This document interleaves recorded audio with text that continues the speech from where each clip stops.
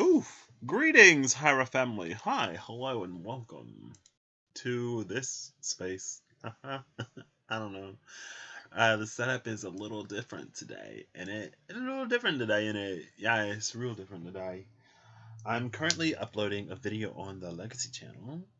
I pulled a few of these for today. Girl, she was not what I was expecting or wanting, but that's fine.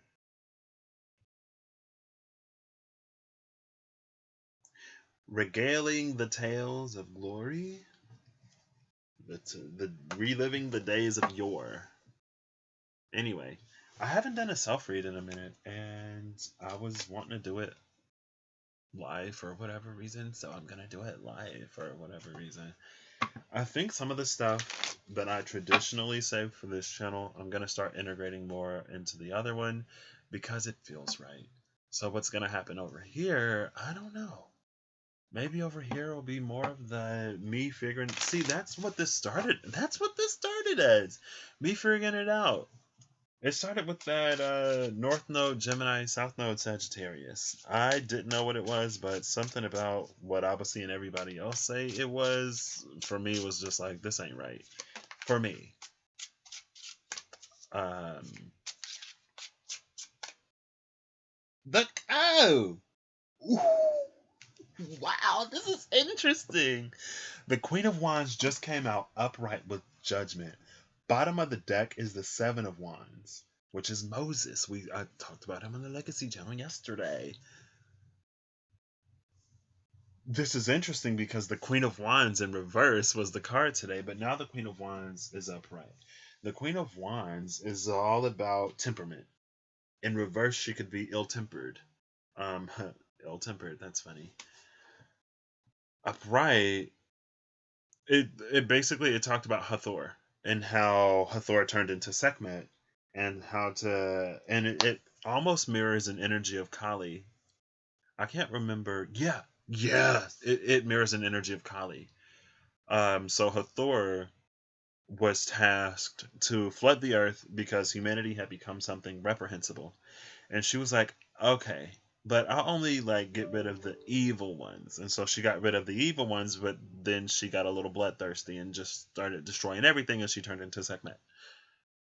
And the way to get her back to almost like Kali, the way to get her back to Hathor, people poured a bunch of alcohol into the rivers, dyed it red. She drank it thinking it was blood. She got inebriated and she eventually came back to herself. Now, Kali was personified to handle one of the demons who would spawn more demons whenever his blood was spilt, and they didn't have a way to get rid of the demon without spilling his blood and increasing the size of that legion. So she was born. She took care of the demon, and that's why sometimes she's depicted drinking the blood from the severed head so that it wouldn't drop onto the earth and spawn more demons. But she kind of lost herself after that. And according to one of the stories that I read, or one of the tellings I read, it was that it wasn't until she had stepped upon Shiva, I think, that she came back to herself. Now, that story is still here because the Queen of Wands is still here, but now it's upright instead of being in reverse. And now Judgment is here. And Judgment is like that Red Bull energy. It gives you wings, girl. Because when I look at Judgment, I guess there's a few different ways I could look at Judgment. There's a few different people in the card. Okay, yeah, there we go. Alright, whack. This is done charging. There are a few different people here. And I look at the one at the top who's free. Fly like an eagle.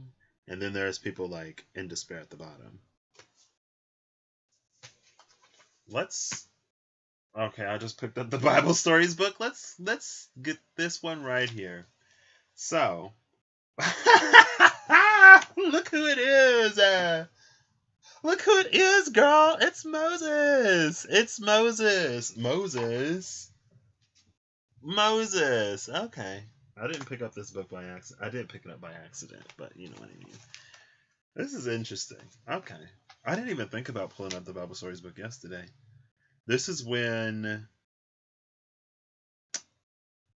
I'll read and see. I can read this one without my reading glasses because the letters are big, but I'm going to read it with them anyway. Moses and all the people of Israel stood in amazement. They had fled from slavery in Egypt. When Pharaoh had tried to catch them, God had opened a sea for them to pass through. Then God had closed it on the Egyptian army. The waters of the sea were still swirling wildly. Hathor is Egyptian. We talked about how Hathor was told to flood the evil. The Israelites were permitted passage. The Egyptians washed out.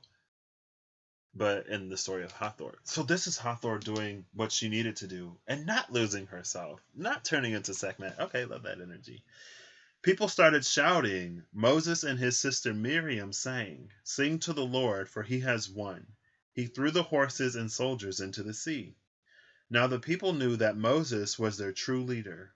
"What will we do now?" they asked. "We are surrounded by desert. Where is this land God promised us?" Moses was sure that if the Lord could save them from Egypt, he could also save them in the desert. I'm not going to read it anymore, even though I want to. Because Moses, they ended up having to wander the desert for 40 years because they didn't take the promised land when they were supposed to. And it's like, okay, if God already done proved himself to you in this way, that way, and a million other ways, why now? And that's the end of the video uploading now. I pulled, this is why I have the book right here, because I pulled, I read it from it. I pulled the book at the end of the video. That's why I still have it. And that was like, Peter, like, why did you doubt me? Peter fell into the water. He was walking on water just like Jesus. But then he doubted and fell into the water. And Jesus was like, why did you doubt me? And then the storm had calmed. And it's that same question of like, after all of the miracles that they had experienced, but that was their thing. That was their thing. That was the Israelites' thing. When Moses went up to Mount Sinai, was it Mount Sinai? To get the commandments, he was gone for a few days, and they down there partying, acting like heathens. And Moses come back. I don't know. I can't remember if he like tripped and one of the tablets broke, or if he threw down one of the tablets in frustration. So we got 10 commandments instead of 15 or however many there were originally. And he was like, "What are y'all doing? I leave for a few days to go up the mountain to commune with God so that we know what to do down here. And y'all making golden calves and doing all this kind of other stuff, girl, like what the world?" And then they get to the promised land and they're like, "Oh, there are other people there. There are other people there. Like, let's not." And it's like, land for you to leave. And who knows what would have happened had the Israelites showed up when was it the Canaanites? I don't remember who was already there. But who knows what would have happened, what cooperation and collaboration and how that empire could have grown if they had taken that place when they had that place instead of seeing someone else there and not thinking that it was for them. Maybe it was for both of them. Who's to say that they can't share? Anyway, I'm gonna put my phone on silence after I look at it. Oh.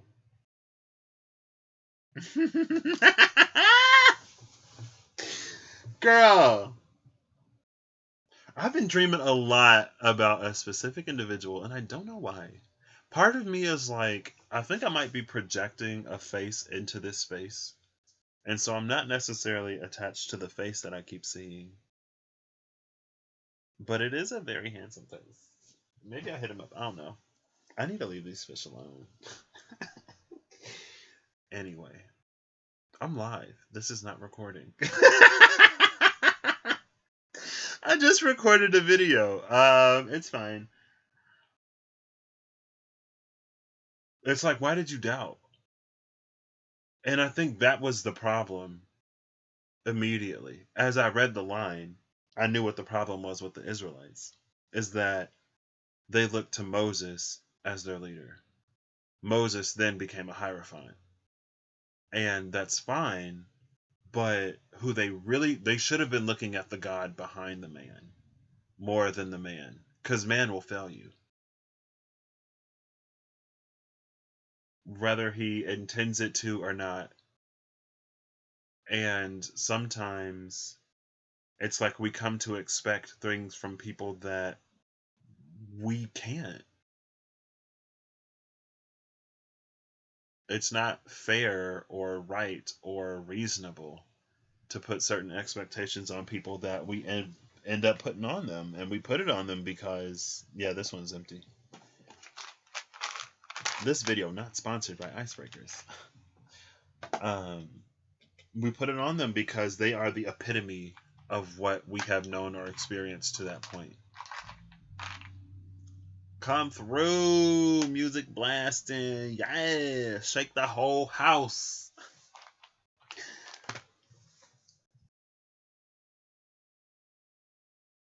They looked at the man. They looked to the man instead of the God behind the man. And it's interesting because yesterday with the sun card, there was the Helios sun and then the Mithras sun, the sun beyond the sun, the truth beyond the truth, the principles, the energy, the all that there is beyond the gateway, the portal, the channel at which we stand. And that was about, the 7 gates of initiation and then the 8th gate that opens up into all that there is beyond that.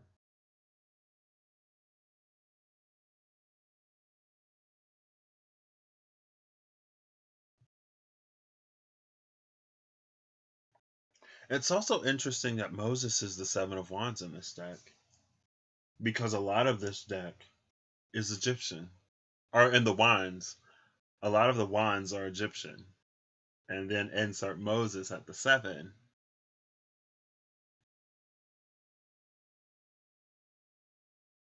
And Judgment is here too.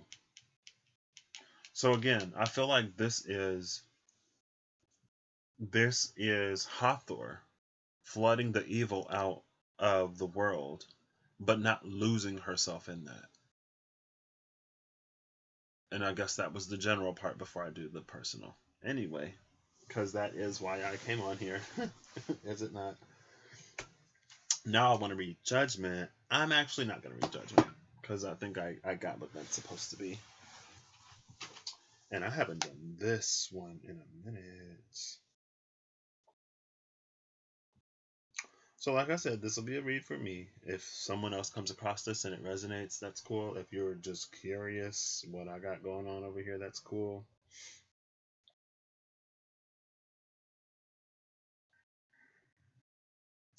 I love having things that just sync on the internet.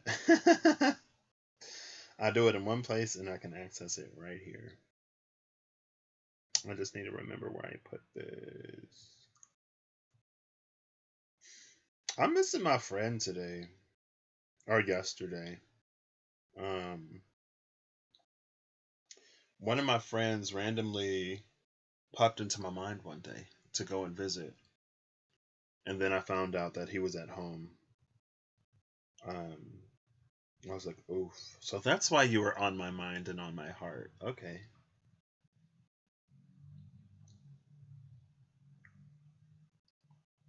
But I want to visit him. I want to go see him. I want to see Sunny.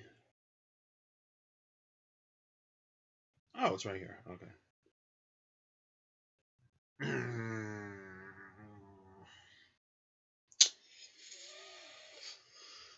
Oh, I don't know if I'll be able to do it on here. Right?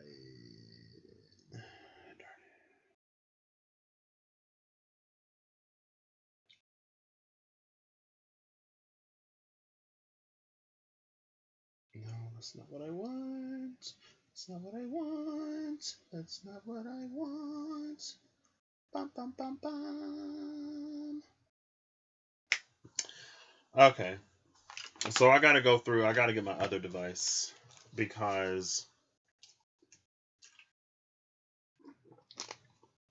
The ink is still yellow.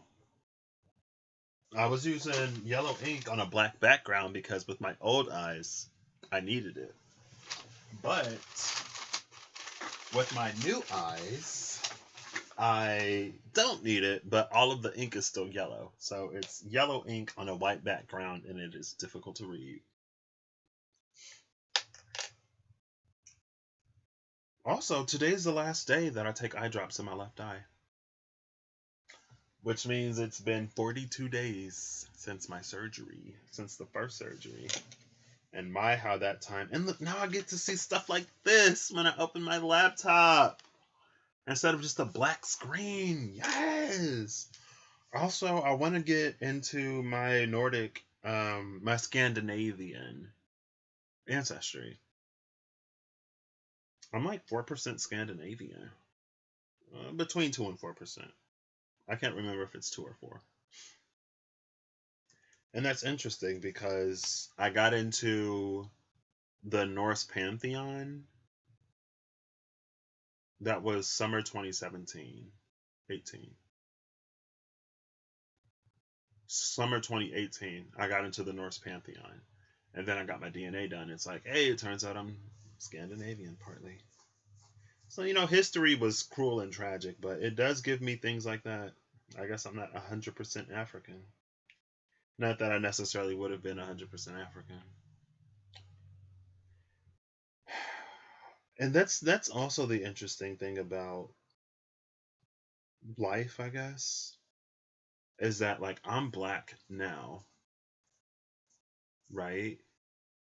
I'm like 85, I think a little less than 85% African, different parts of Africa. And then like 11% European. A bit of that is Irish. There's a little bit of Scandinavian. Some like Spanish is in there. That was new. And that's on my dad's side. I definitely didn't expect that. And then I have some like 2% Native American and like fractions of a percentage of the Southeast Asia region. That's like it's Myanmar, Khmer, Malaysian, Indonesian, Filipino, like that area. But anyway, it's like I went to a family gathering a few years ago, and our family historian was like, we had a several greats uncle that was 3/4 Cherokee and a quarter Irish. And it's like, well, according to that line, I would have been here anyway, just Native American. But then there is also like all the African ancestry, obviously. And so it's almost this like we can't separate ourselves from the parts that make us. So we're human as well. As much as we want to be these spiritual starseed beings that come from not Earth, we're also human. So, hey. I don't know.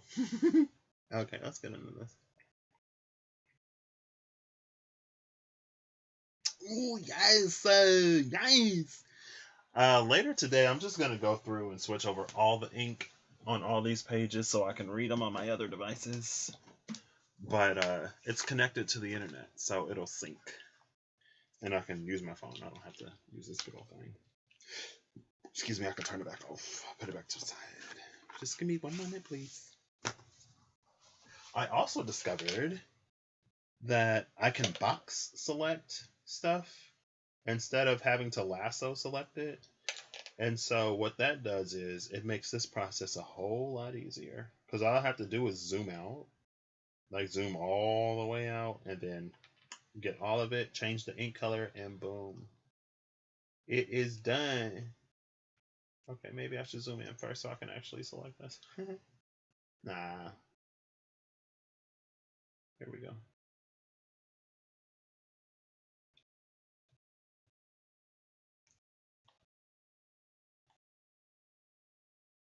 feeling a midnight blue. Midnight blue is one of my favorite colors, by the way. I don't know if you were curious, but if you were, midnight blue is my favorite color.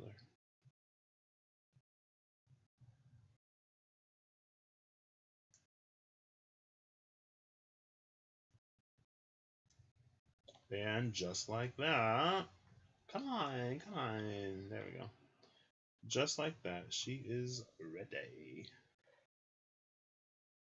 Let me make sure this is synced. Sync, sync, sync.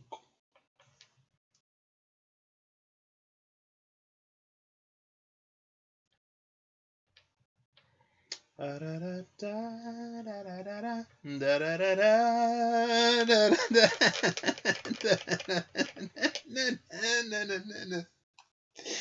is that in my head? Why did that just pop in my brain? I blame Mercury retrograde, girl. Everything just zipping around everywhere. Na na na na na na na do do do do do do. When I went to Buckingham Palace, they were actually playing Mamma Mia. I was like, what? And we thought that we were going to miss the changing of the guards because of whatever information we found. But we were like, oh, we'll go anyway because we were already going to go there today. And we're not going to wait till later. But we get there. And then we notice a little bit of fanfare. And it's like, oh, okay. So, like, we're literally right on time, girl. We didn't even know. Also, they were like, be mindful of pickpockets, girl, because they be out here. Oh, yes. I love technology. Oh, okay. I can read it now. It is now a dark blue on a white background instead of yellow on a black background. Okay. Oof. And people say Aquarius ain't never gave us nothing. I've never heard nobody say that. But it's also Aquarius season, so I'll do the I guess we're still in the general portion of it. I'm gonna look at the sun and do the Sabian cross for 1 degree Aquarius.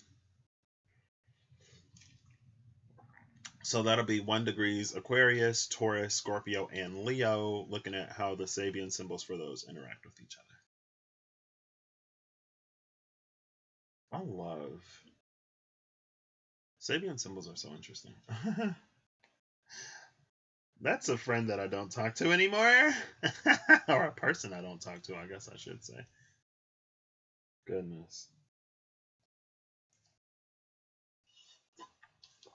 Maybe it's time to reestablish that friendship. As things have changed,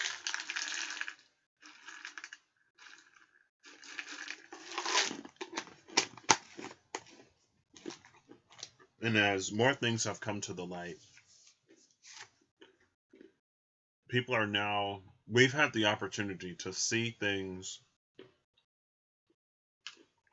specifically regarding to the experiences of certain people in this situation that we didn't see before. It's almost like it was made so explicitly clear that to be unaware is by choice. And I was a lot less tolerant at a certain point.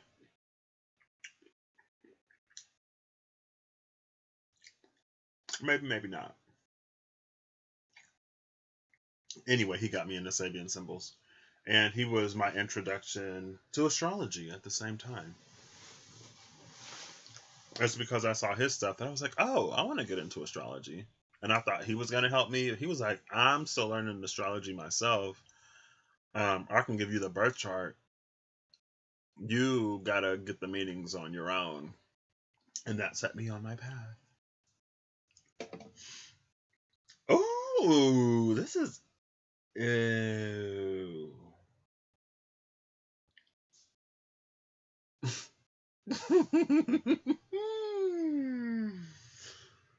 Okay. So this is not a cute cross in Sabian symbols for 1 to 2 degrees. Taurus, Leo, Scorpio, Aquarius. But I'll read it. So Taurus is an electrical storm. Leo is an epidemic of mumps. Scorpio is a broken bottle and spilled perfume. Aquarius is an unexpected thunderstorm. Now, a storm is something that clears. It's one of nature's ways of clearing and cleansing. I feel like the electricity part of that, the electric part, today it's reading as very cerebral, very like how our neurons are connected and how electrical impulses operate the body.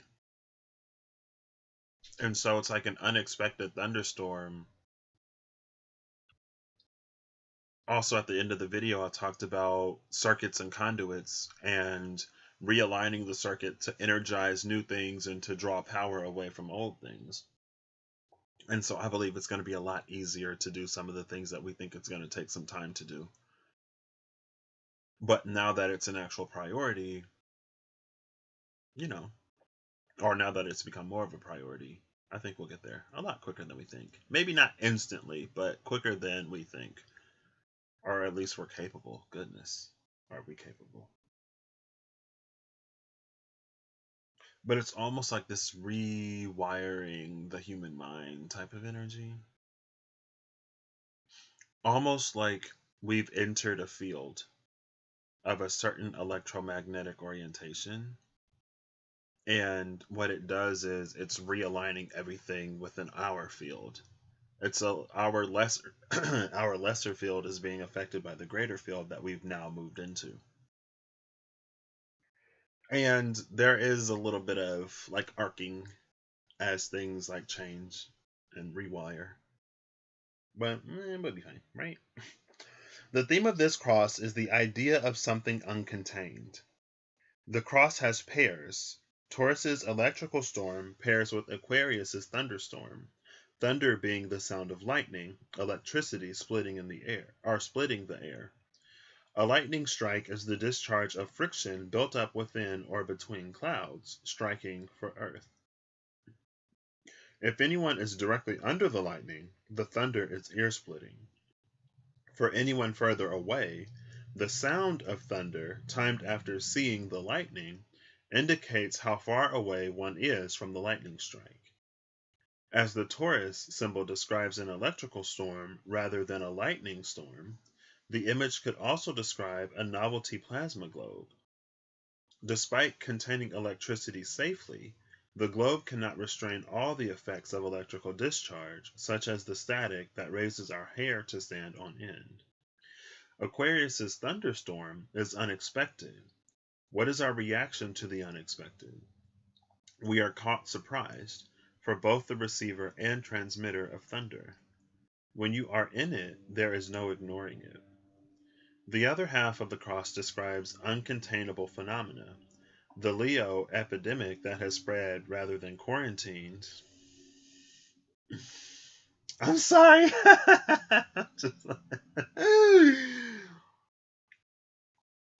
Okay. The other half of the cross describes uncontainable phenomena. The Leo epidemic that has spread rather than quarantined. The literal Scorpio container broken and spilling a perfume that spreads in both liquid and gas form. The perfume scent like thunder. Letting anyone further away know that something has spilt or split. Mumps involve painful swelling of the parotid salivary glands, which are on both sides of the face, close to the ear, possibly in response to Aquarius's thunderstorm.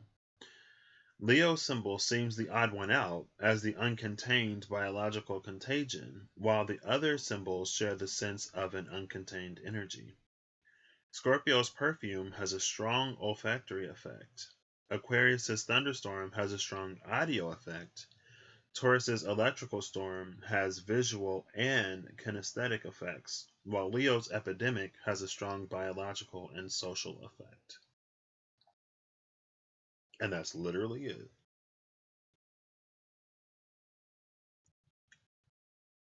Okay. Well, the sun is there now, so what we couldn't see, we will now see. Um, with Scorpio and Leo, neither one of those are necessarily seen. Like the gas of the perfume, you can't see the perfume cloud as it disperses in the smell of perfume. Interesting. Perfume think strong perfume too. Um, I was watching a show and somebody was framed for something that they didn't do and they were splashed with perfume. Now, when that person was hiding and when they lost sight of the person, they smelled the perfume and followed, fainter perfume smell to stronger perfume smell to find the person. And they did like sewage and then they washed off the sewage to get rid of the perfume scent and then the dogs came barking. It's like you can try to wash it off all you want, but you'll never fool the nose of a dog. And they're like, man, now we got to do something else. They ended up taking an airship out because even if they could smell the perfume, dogs can't fly. So, and people can't either. So that was their way out until they took down the ship. So, but with the sun there, and like even with mumps, like we can see the body's reaction to someone having it if they show symptoms, but we don't see the mumps like themselves. And so even in the electrical storm, we don't see the friction between the clouds. We just see the discharge of it. With the thunderstorm, we don't see the thunder, we hear it. We see the lightning and then we hear the thunder and we can time the difference between the lightning and the thunder to tell how far away the storm is. But with the sun here, it's an element of illumination. And so it's almost like we're beginning to see the factors, or we're in a space to see the factors more than the symptoms, more than the results. It's like if you could see the friction building up within a cloud and being able to disperse the friction, then you would be able to stop the lightning strike. Because there's no friction to be discharged as lightning.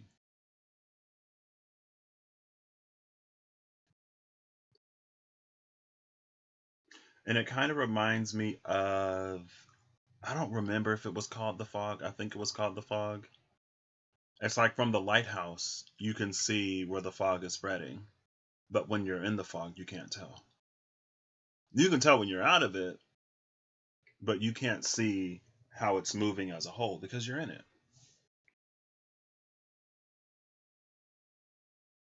Okay. So that was that. That was a little random, a little weird, but well, I think we saw a lot last year and in recent days. And with Mars conjuncting Uranus and with Saturn being 2 degrees away from the sun right now, it's like we know what ails us. We know what's causing the symptoms. We can see it. Are we going to address the root causes or are we going to continue minimizing symptoms?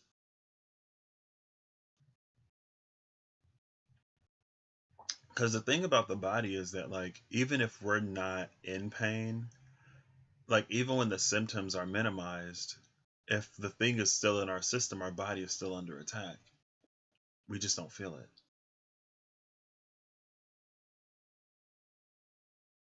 And so it's still less than optimal. Okay. Now into this. Oh. Some of these are like the H is still yellow. Or part of this little H is still yellow. Part of this H is still yellow. The L is still yellow. I don't know how they decided what was yellow and what was midnight blue. But hey, here we are. I want to do this one. Oh gosh.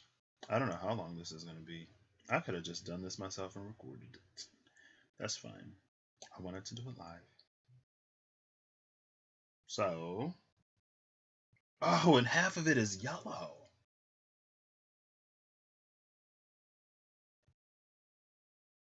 Oh wait, maybe it's not actually. Yeah, some of it is yellow.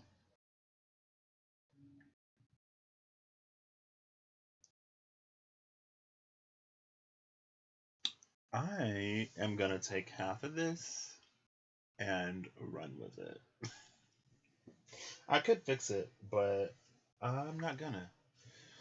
And it reminds me, I was watching a show and there was like, there's this language that we just can't translate.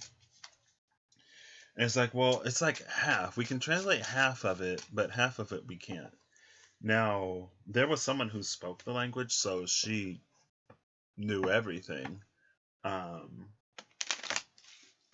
Also, what was interesting is in that show, someone took it upon themselves to complete someone else's work. But they only came across that work because of an intermediary third party. And it's later revealed that that journey was for the person who completed it. And that it wasn't actually from the person that they thought it was from. But it was known that that person needed to think that it was from someone else to get them out of the rut that they were in. And to also sort of like allow themselves to redeem themselves instead of trying to find redemption through someone else or something else.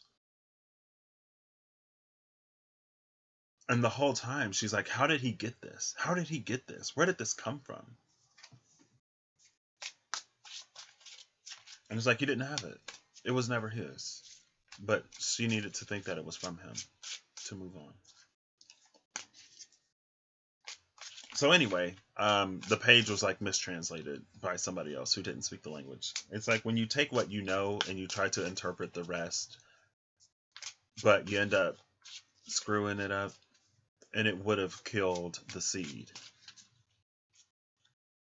So they knew enough to keep it alive, but not enough to get it to grow into what they wanted it to be. Unfortunately for them, fortunately for everyone else. Anyway. Okay, I'm going to do this 3 more, give it a cut, and then pull from the tip. And that title card is in here somewhere. Wanna be famous, famous, wanna be the one who's living the life. Is that Big Time Rush? Girl, my brain is all over the place. That's fine. Okay. So I'm actually going to flip these as I pull them. First is the Ten of Swords. I feel that. Second is the Eight of Cups. Okay, I'm loving this. Third is the Ten of Pentacles.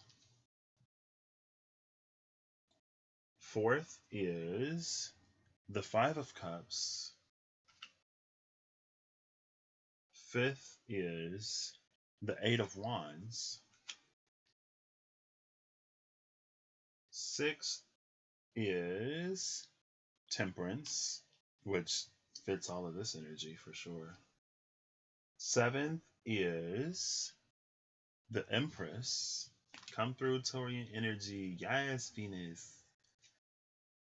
Number 8 is the Princess of Wands, who also just came out at the end of the last reading.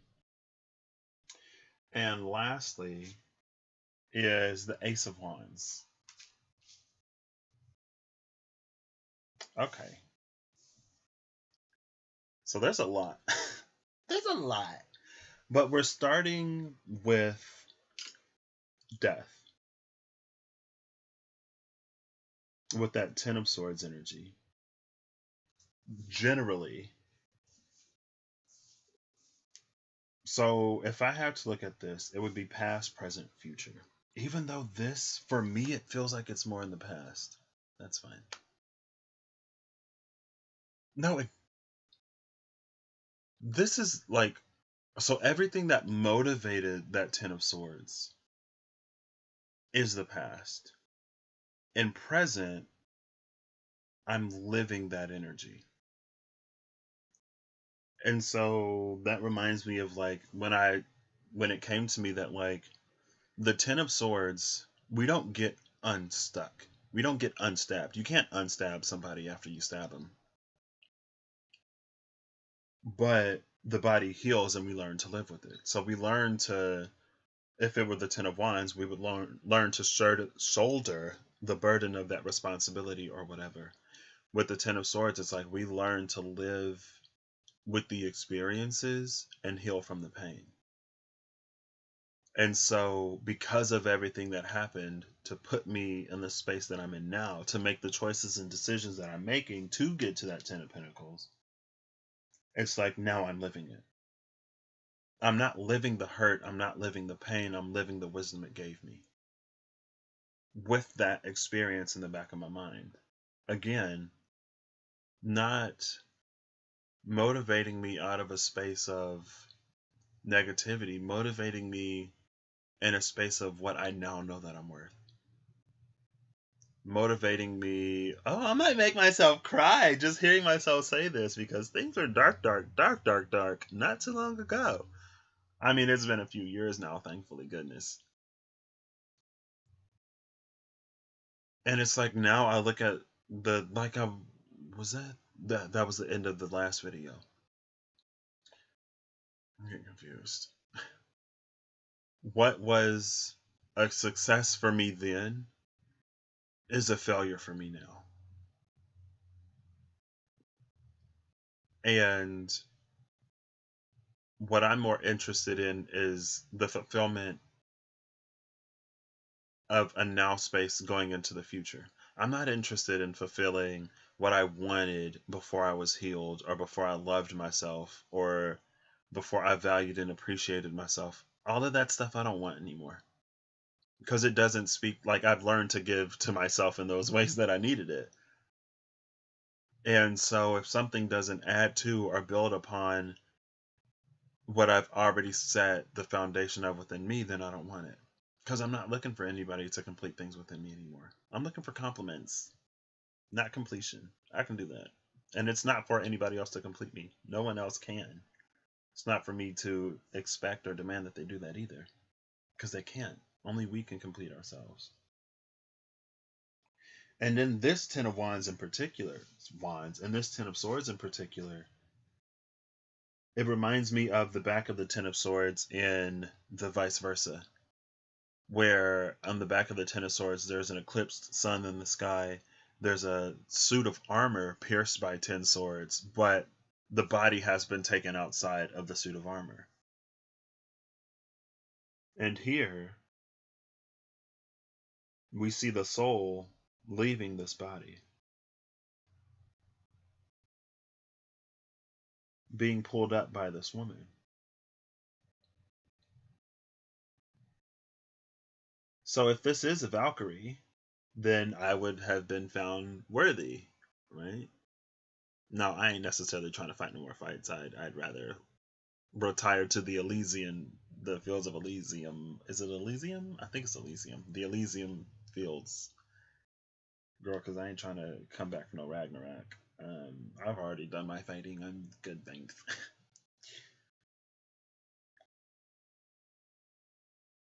And then there are the other winged creatures also ascending in the back, looking like birds. Swords are Nordic, so that probably is a Valkyrie.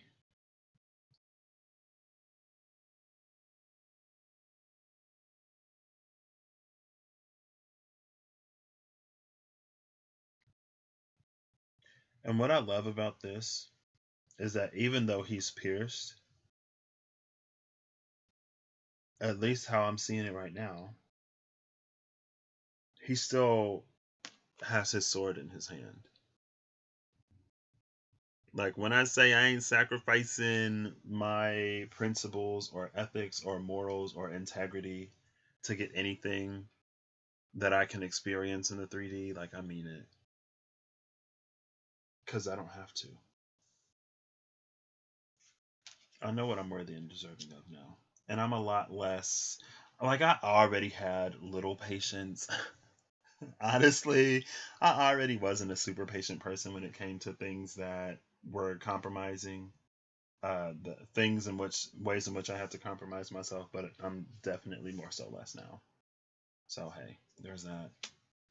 But let's get into this.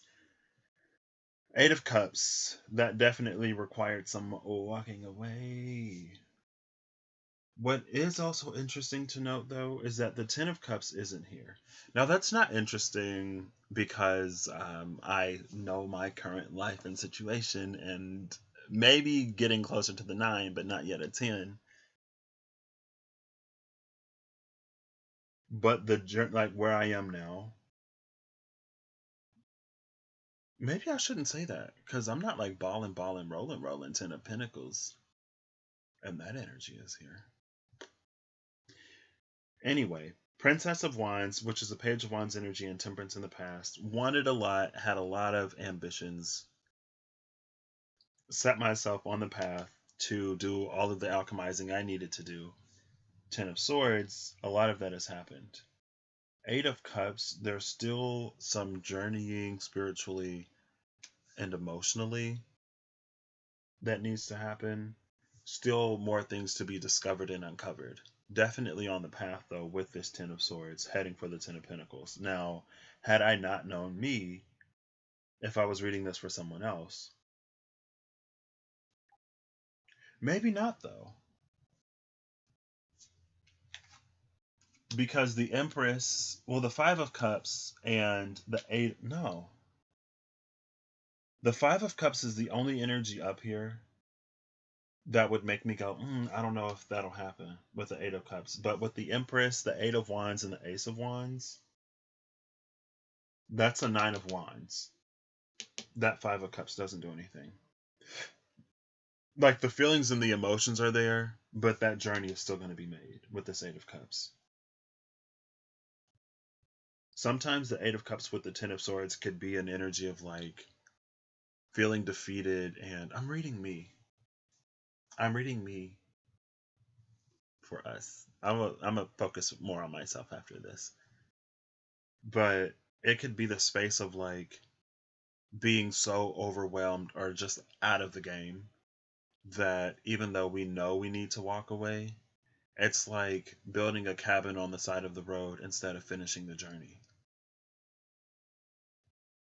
But the journey is most definitely going to be finished. Come through, Empress. Well, the Ten of Pentacles is here and the Empress is up there, so obviously something will happen, right? Come on, flip. There we go. Thank you. So, the heart of the situation is the Ten of Swords.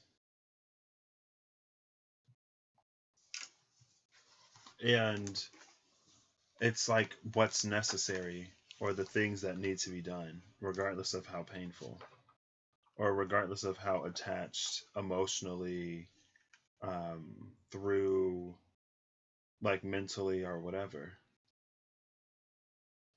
Things that need to be done in order to move forward.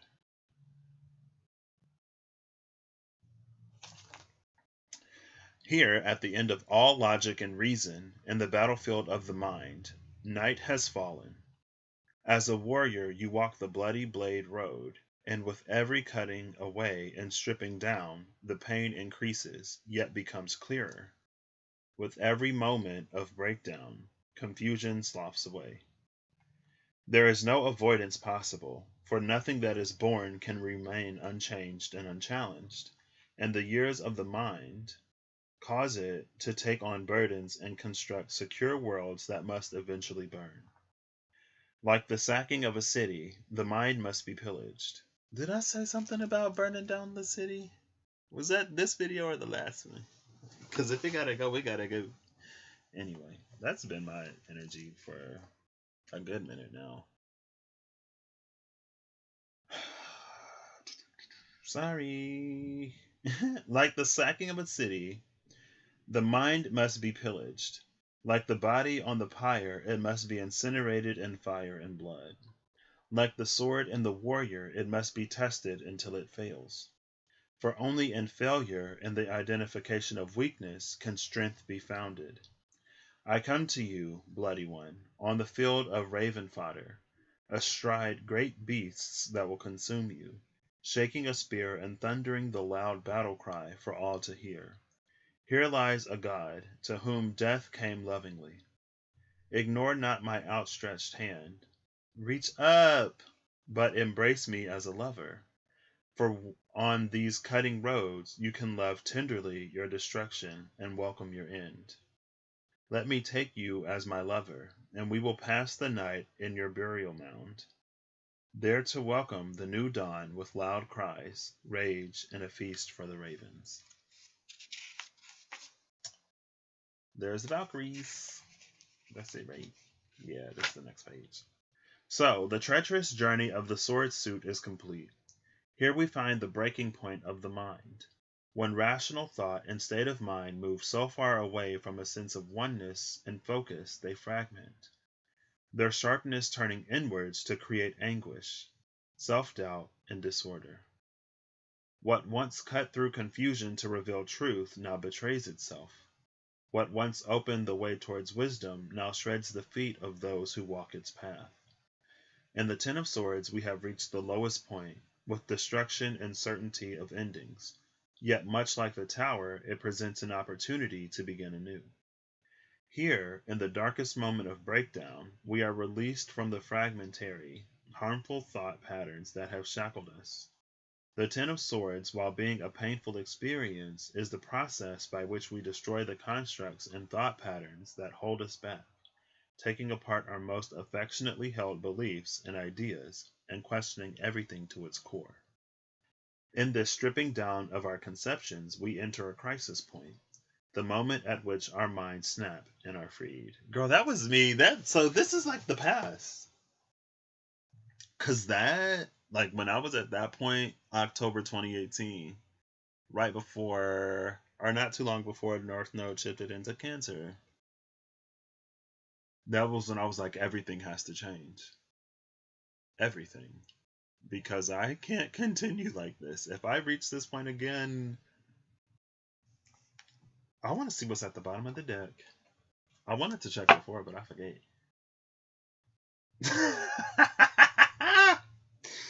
Girl, really?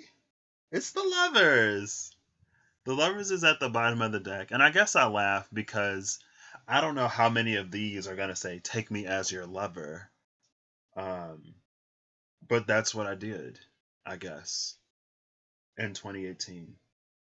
When I decided everything has to change. Now I make choices and decisions aligned to higher perspectives. I reach up now instead of shirking away or looking back or what's that? What's the word I want? Wallowing? Not wallowing. It's like when you walk back towards something in despair, like you've given up, like slinking back into the darkness, I guess. So that's the heart of this. So maybe because that was done when it was done, it's prepared me for everything else. Is this going to be like one of those things that I do for me to tell people more about my journey and how and why I did, I guess, what I did? And maybe, potentially. Because that's definitely a more past energy for me. For many cultures, defeat on the battlefield is an unwelcome crisis point, a sign of failure. For most of us, death and destruction are the ultimate evils to be avoided. Excuse me. Not so for the Norse, for whom death on the battlefield was welcomed as a good death. Those who died in this way were taken to the halls of Freya, Sesrumnir, or Odin, Valhalla. I will take Sesrumnir, please, because I ain't trying to come back on Valhalla. This is the past.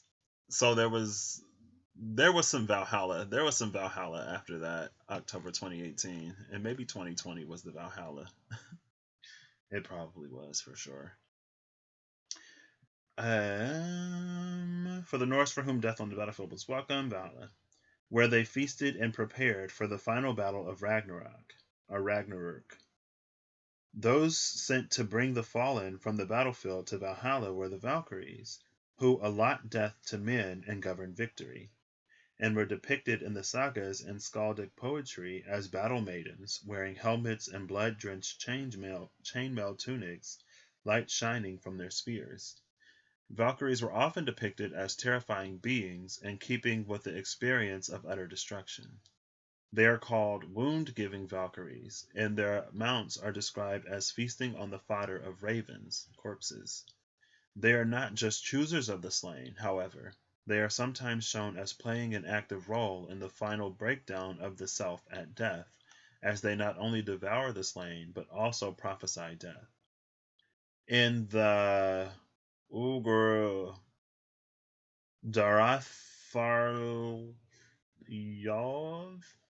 Darathal Yov or something. It's Norse. I forgot all my little Norse pronunciations. Darath. I know that's Dareth. Larth. Dareth. If I put a little whatever on it, sometimes it helps. From Njaal's saga, 12 Valkyries are witnessed prophesying the death of armies in a bloody fashion.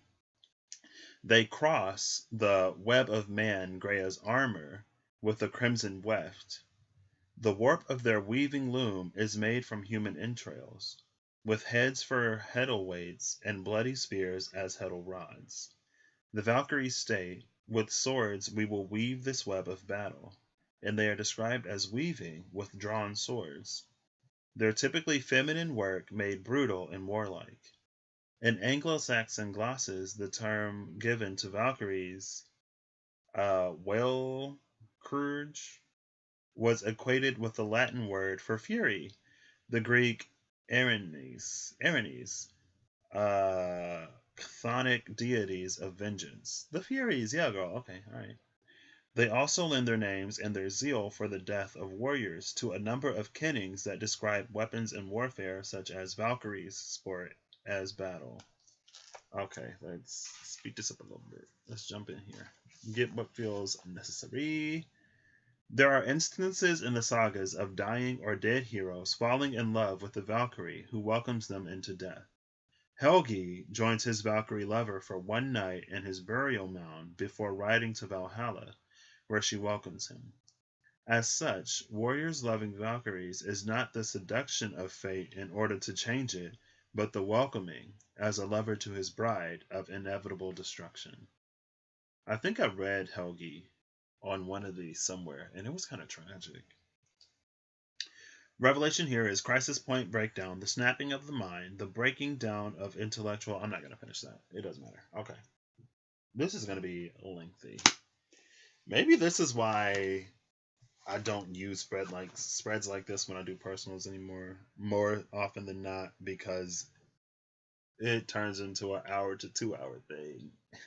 And I already talked, so I'm not trying to be on here for 3 hours.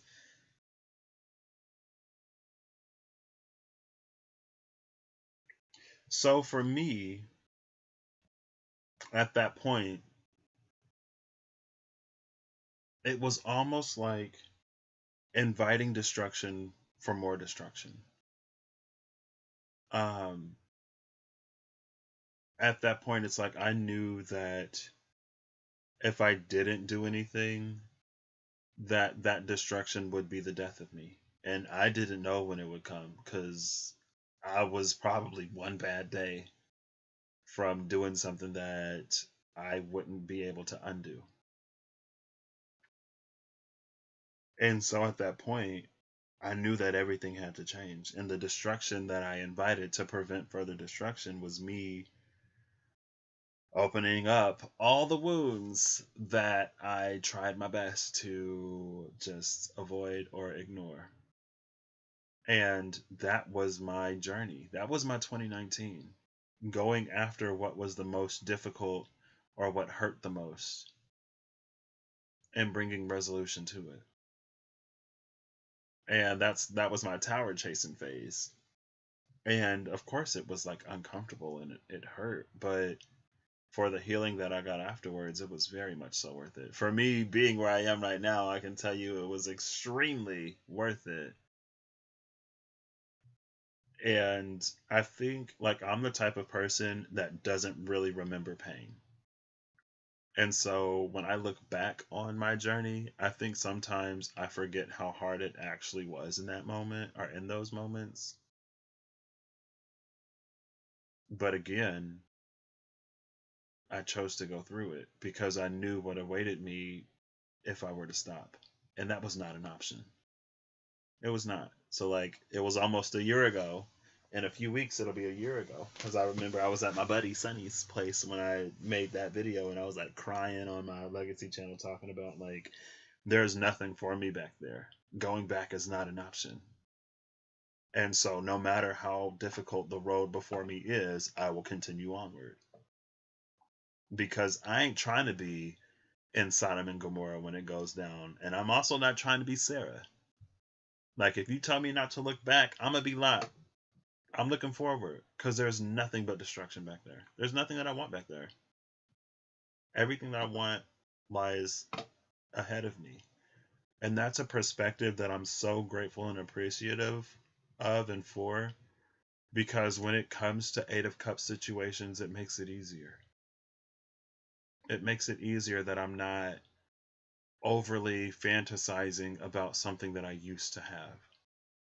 It makes it easier that I never had something so great that I would sacrifice everything that I've done and all of what I've still yet to do to go back and get it. And for some people, for a lot of people, it seems that that's not the case. I'll say for some people. There's like this relationship or this point in their life or this day, this moment that they want to get back to so badly that it keeps them from doing what they need to do now to get where it is that they're still going. But for me, I don't have one of those. And so the fact that like life continues to get better and better and that I was becoming more and more free of the things that kept me depressed and hopeless and powerless, like that for me that's what I was going after. Now that taken to the extreme can run as dangerous as like not doing it at all. I gotta go to the bathroom, y'all. I drank too much water. But I mean, that's why, like, personally, I can't relate, but I can understand why people make the choices that they make sometimes.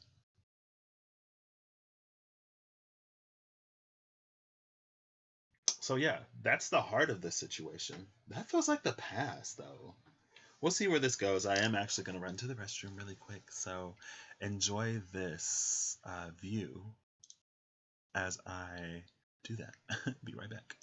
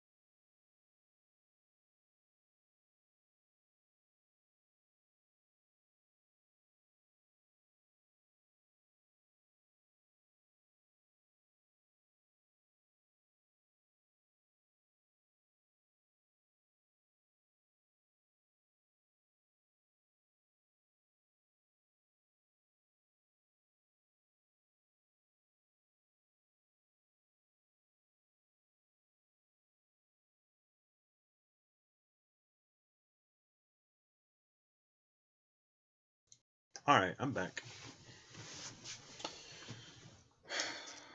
What was I? I just had a thought. But Chino came running back here when I came back to my room, so I lost it.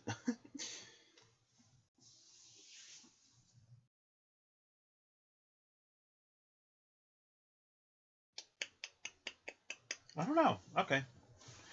Moving on, I guess. Here, no. Girl, I set something down and then I immediately lose it. Why is this all the way back here? Oh gosh. Oh, the cross.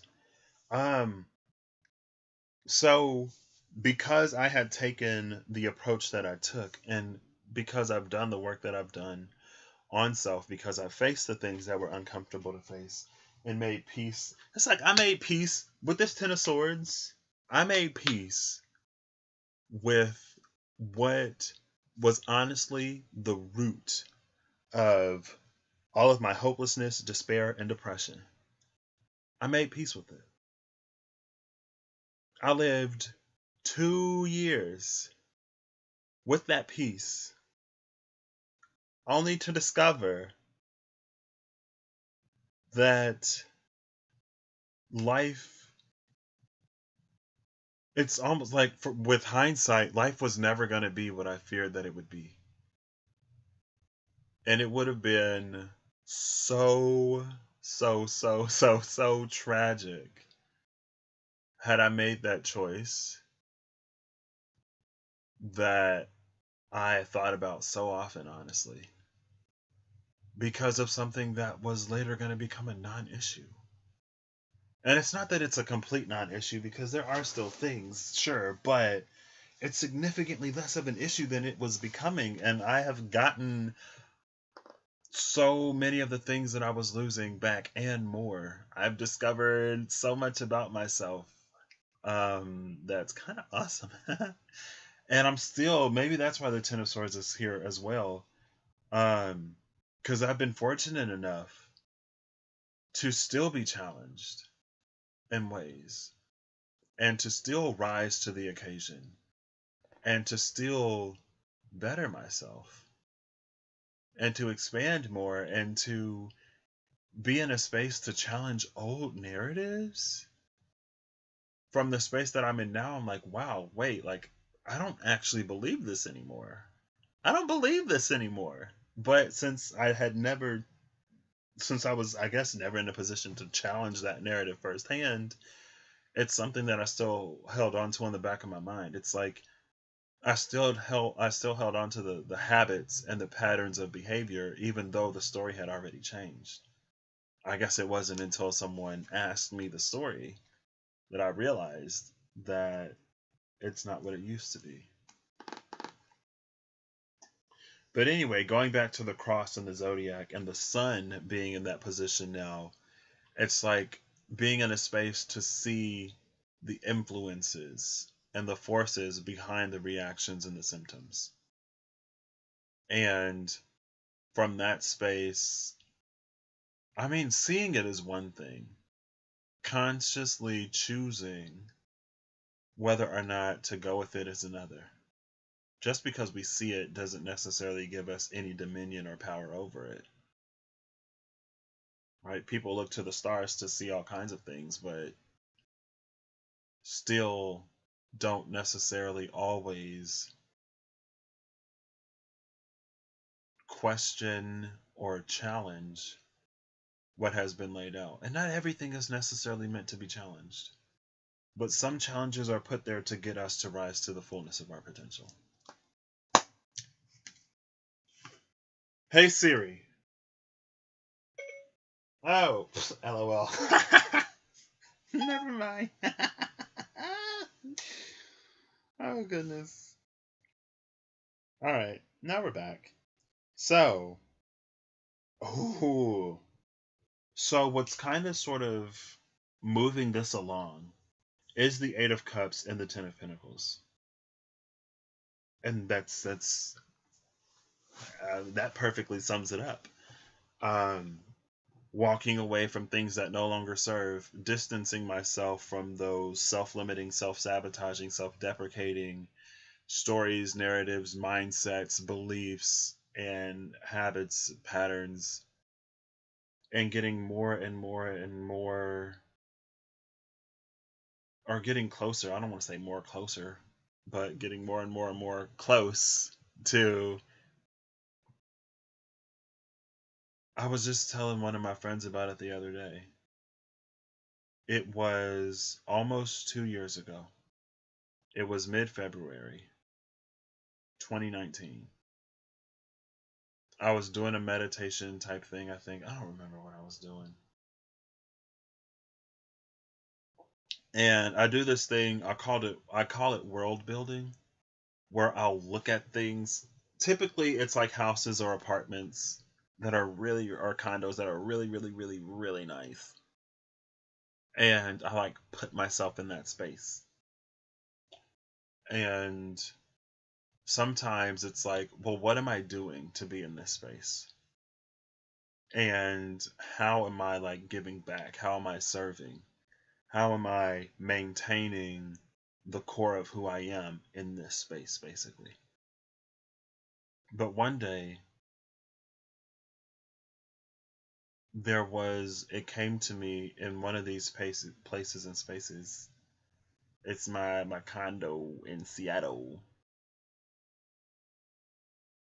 It was a party, entertaining, celebrating a major accomplishment. And there's a moment where it's like I go to my bedroom and I take it all in and I just start to like cry. Because to live in that moment, knowing the depths of the hopelessness and despair that ran my whole life for a very long time,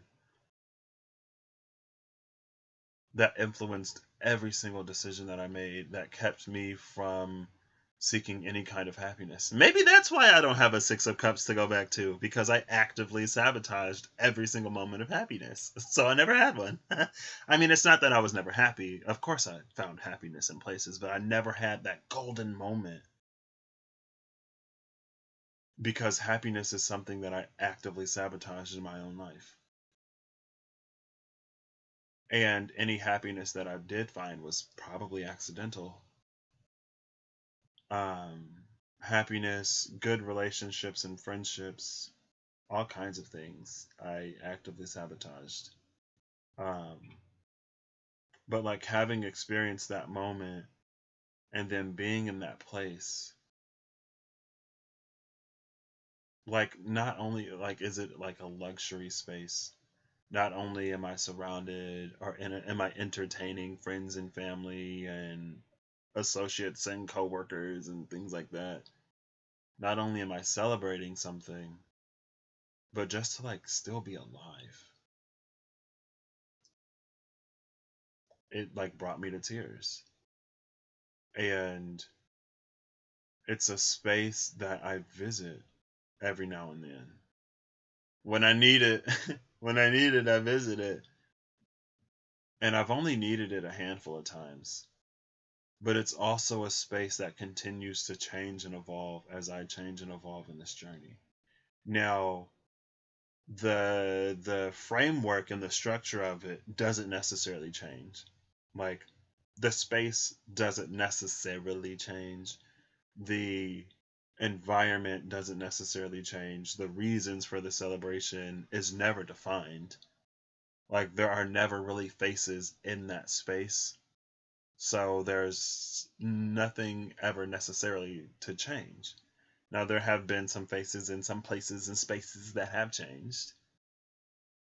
Um, but that's what I take to be that's that Ten of Pentacles moment. That is like it's reeling me into the future. And it's it's like I'm a peg, right? Trying to fit into a hole. But it's like this series of holes that are slightly different. And as I continue through them, I become more and more of the person who was in that space. But from a certain perspective, it's like the holes get bigger and bigger because I'm growing. And so while there is this sort of feeling of like I'm conforming to the shape of the hole to make it in,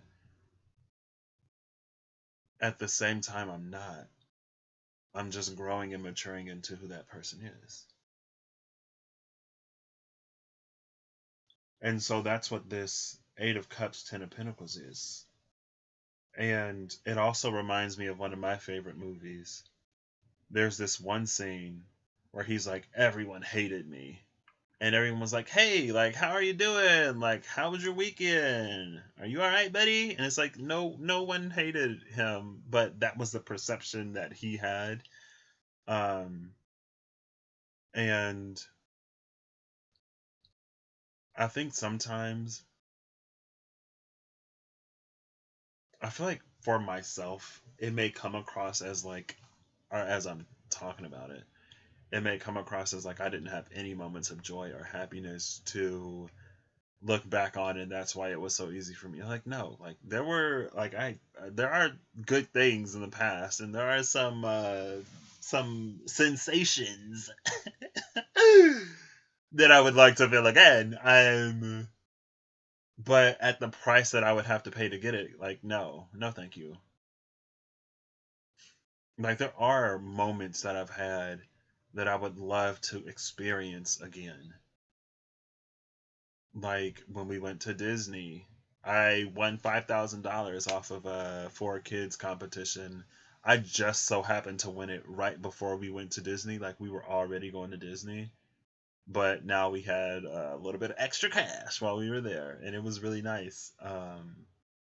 There were like when we went to Pokemon Rocks America in Chicago. Like I have these experiences and these moments and these friendships that I hold very dearly, but I don't anchor myself in those moments because I know that better is still to come. The best has yet to happen.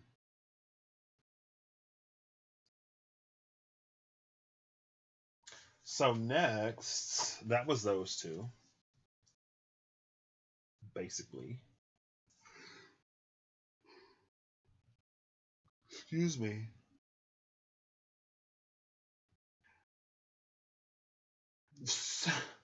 Some of these are just so. It's like, why is this yellow? Like, there's no reason for that to be yellow. That's oh god. Okay, it's oh wait, that's shifted. LOL.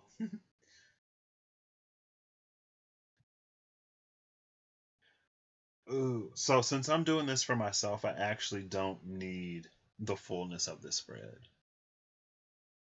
and maybe that's why half of it is still yellow.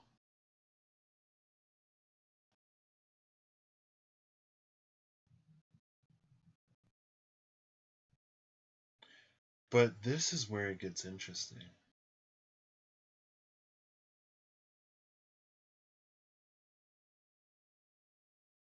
And I actually am gonna pull this out. We're going for the full experience today. We're not gonna shortcut it with the phone. And then I'll just set it here. And I can just oh gosh. Oh, this is new. I haven't gotten a galaxy yet. Okay. I'm loving that. Usually it's been like naturey scenes on Earth, but let's go to the Milky Way, girl. Why not? This is the NGC 4651 galaxy. I like this.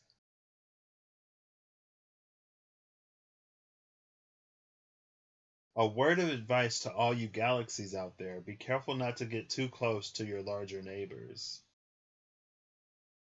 They might be in the mood for a meal.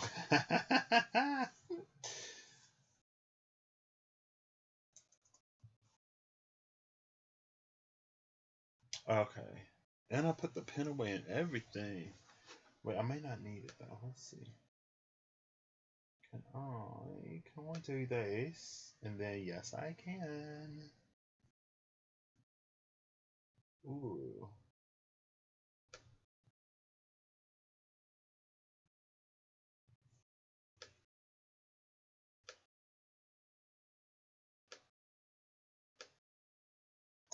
There we go. Now I can see the rest.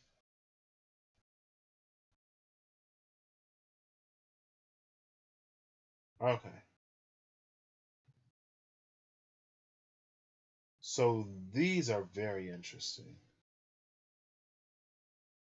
I've only done this once. I've only used this spread one time, and it was so deep. How is this E yellow? How are these still yellow? It literally selected everything. I don't know why it's like it's selectively yellow. Hello? Hello? Like, excuse me?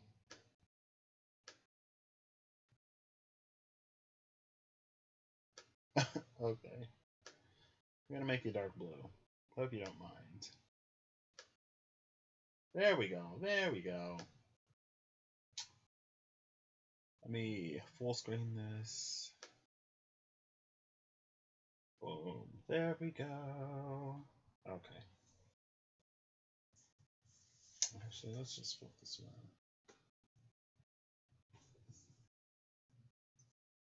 around. I love this thing. So now I can just look at it. Okay. Alright. It's still a little precariously placed, but that's fine. Ooh, excuse me. Okay, alright. So, back into this.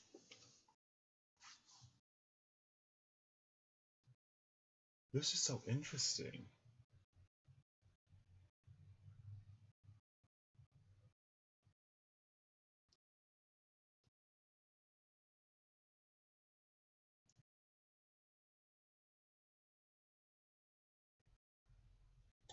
I don't know how to interpret this.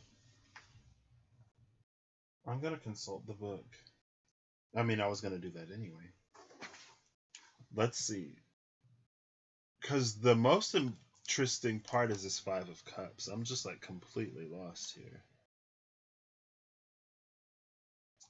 And this whole experience right now is interesting.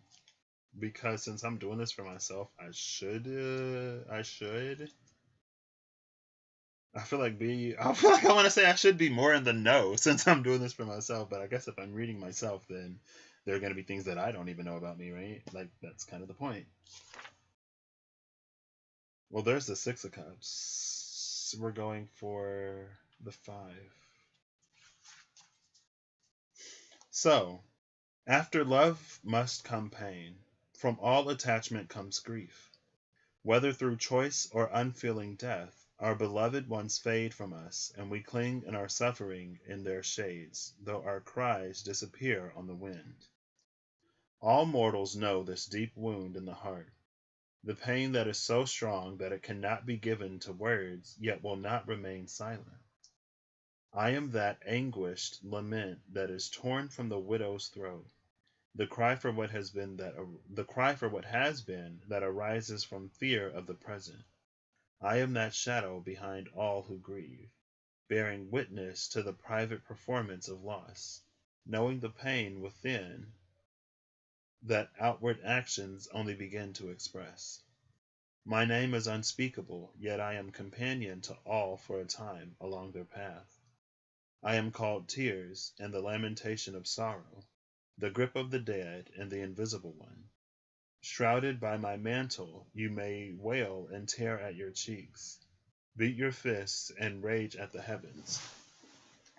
I will hold you like the boat that carries sailors over storm-tossed seas. Beware that my embrace becomes too familiar. I have fingers that cling. Know that this is not my choice, but yours. For it is your hand that presses my fingers to shut closer on your heart. Ooh. So, if I go back to that past moment,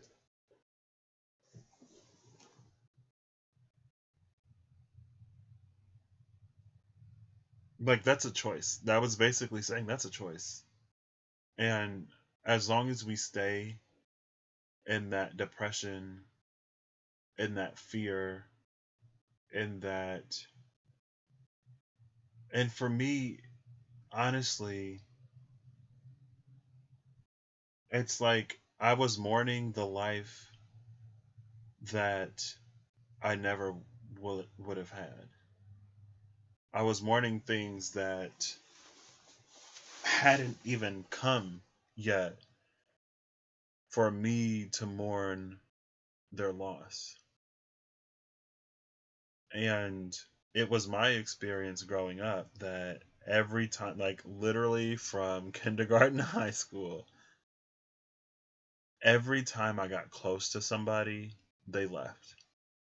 Whether it was because their parents were moving, relocating for work, they went to a different school, they graduated, I graduated, life. Every time I got close to somebody, life would tear us apart. And I remember being young, and one day like I was going to church, and it literally just hit me out of nowhere. And my mom was like, "Why are you crying?" And I'm like, "It's because." So when I was younger, I would go see my dad like every other summer, or every other summer, every 2 to 3 years. I would go to visit my dad. And one summer, my best friend in the neighborhood was moving, so I had to make the choice to spend the last few days with my best friend, or to go with my dad when he was able to come and get me. And I made the choice to go and see my dad. And when I came back, my friend was gone. They had moved. And so for a long time, I kind of like beat myself up over making that choice. And it was like a few days with my friend, or like a few weeks with my family that I haven't seen in a few years. And I'm like a literal child. So I had enough brain to know that that was a choice that I was making, but not enough brain to be like, it's not that big of a deal. Not that it wasn't, but I remember one day it just like hit me. It was like, wow, like I really chose to go see my dad, and because I made that choice, like my friend had left. And I said my goodbyes before I left, because I was like, I'm going to see my dad, and I think you're gonna be gone before I come back. So it's not like I didn't get to say goodbye. But that's something that like it kept me from really attaching to people. And it motivated a lot of things that like semi attached, or like for a long time I just kept myself from getting extremely attached to people. I was ready to lose anybody at any moment. And while that can be beneficial in terms of not getting overly attached, it was detrimental because there was a long time I didn't really experience significant, like I don't want to say significant forms of attachment, but that's what I'm getting from that 5 of Cups.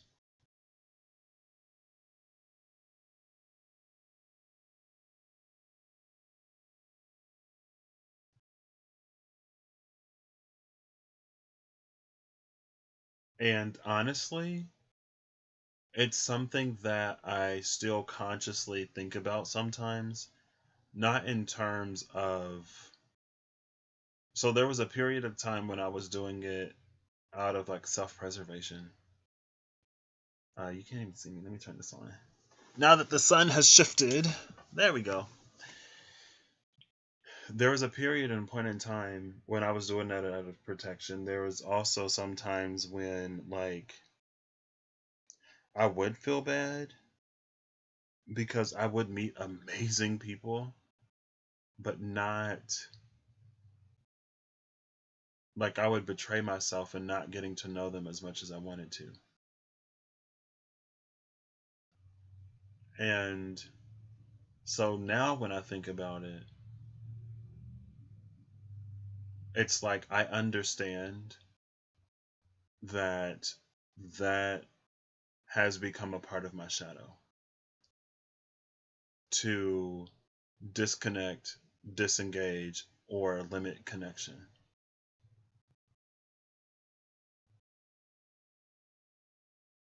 And what it does now is it causes me to like ask myself, like, am I doing this out of that space? Or it's like I don't want to go too far into a certain energy because I don't want to go back to that space. And it's not going back to that space from the pain of fearing the people that I lose. I feel like what it also I've also realized that what it also did is it like pre positioned me, or it positioned me to be a lot less,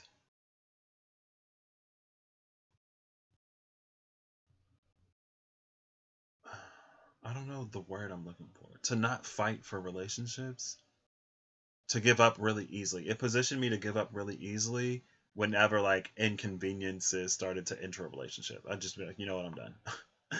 I'm done with this. I'm good, thanks. Like, no thanks. And there is a lot of patience and a lot of understanding that I have for people, but when that directly conflicts with how I'm being treated or how I perceive I'm being treated, then that's when I'm like, you know what? Like, I care about you, but I don't care about you so much that I'm going to suffer this or that I'm going to endure this. I'm gone.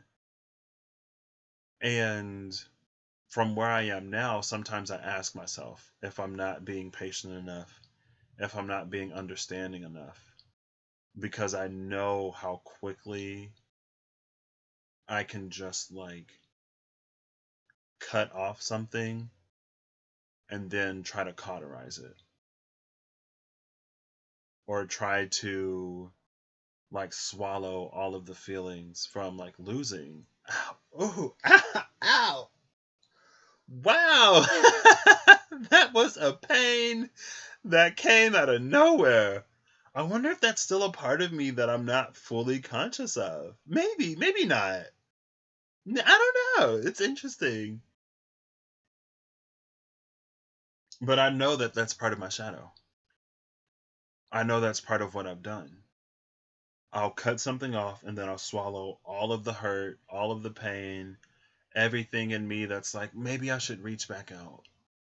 It's like I desensitize myself. And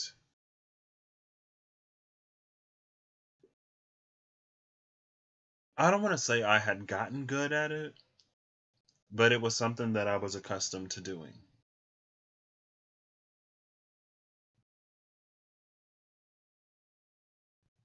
Now, part of me is tempted to say that that can also be used as a strength because not every situation or person is going to be worth what I have to give. Not everything is going to warrant chance after chance after chance after chance after chance. And I can be the person to give lots and lots and lots of grace because I was extremely short tempered when I was younger and I'm not born into the set of circumstances that allows me the feelings that I feel, and definitely doesn't allow the expression of aggression when it comes to those feelings. And so in the fifth grade, so when I was roughly 10 ish, um, that was another moment in my life when I was like, things have to change. A significant number of things have to change because if they don't, it has the ability to directly affect the quality of my experience here. And I can't afford that because there are things that I still have to do. And so I guess that's a place that I've visited a few times. But the first time it happened, I didn't have a choice. The second time, or the time in October, I did. The first time, when I was in the 5th grade, it's like I didn't choose to take myself out of that space. I just came out of it. And where my brain was going in that moment was actively making things drastically worse.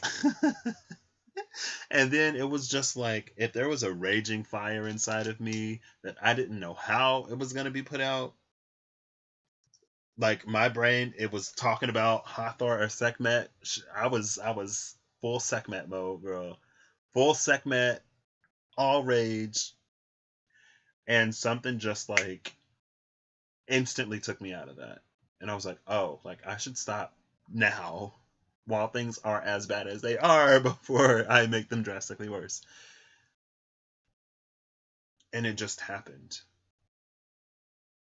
Um, so because of that, and because of some other experiences, I learned to not be so quick to anger and to give people grace and to, for myself and for my own well-being, I had to basically provide excuses for other people to explain away why they would hurt me or make me upset or do whatever. Because I couldn't fly off the handle anymore. I was a little bit too old for that now. I was exiting tantrum territory. Now, don't get me wrong, people still throw tantrums all day long. Some people have the luxury of throwing certain tantrums and experiencing significantly less punishment than other people. Or they have more of an ability to find some way to circumvent punishment that other people don't have the luxury of doing, be that money or complexion or whatever. Don't have the money or the complexion for that. um, and so that led me to creating a lot of excuses for people. That's probably also, I think I was already that way though. I'm also the type of person who doesn't believe in singular reasoning. And so a lot of times I do something like there are multiple reasons why I am doing that thing or not doing that thing. Um, and so I guess I just introduce that into connection and interaction with other people, right? Like just because they did this or just because they said this isn't alone enough for me to fly off the handle. And if these other things were also factors, like if they were also having a bad day, or if they didn't understand, then does it still warrant the reaction that I want to give right now?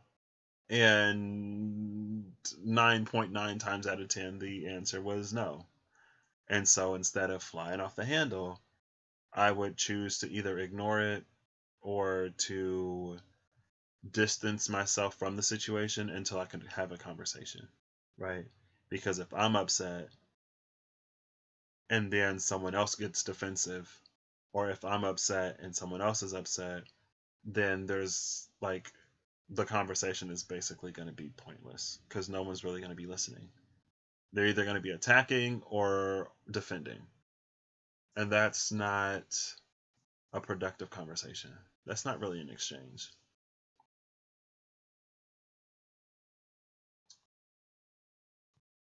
I don't remember where I was going with that, but sometimes I use it on myself to make everything okay or to null, to dull or to null pain.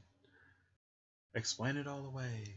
Explain it away. And my Jupiter is in Libra, but it's in retrograde, girl, so it don't work for me.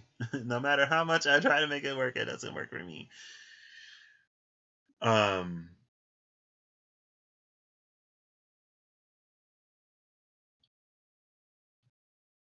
but with this 5 of Cups,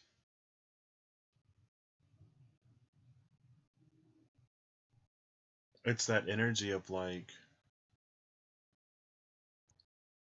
just really understanding, I guess, how much pain I was causing myself by continuing to hold that those habits and those patterns and those behaviors.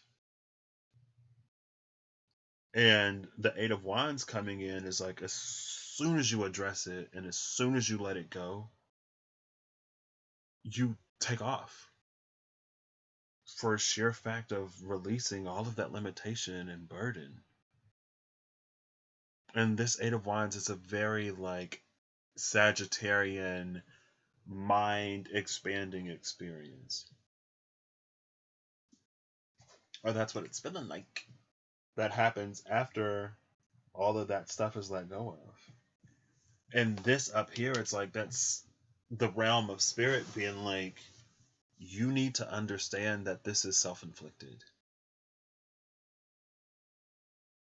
And also understand that there is so much more outside of this.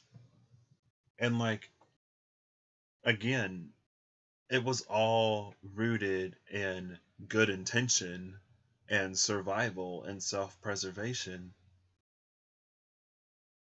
But it limited my experience so much. It caused me to be so much of who I'm not that it was that almost near constant misery.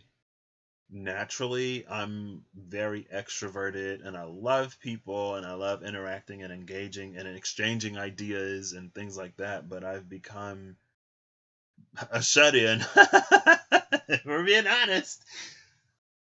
And I do have, there are times that I go out, so I'm not a complete shut in. But it's caused me to be very, very, very like to flip the scale completely.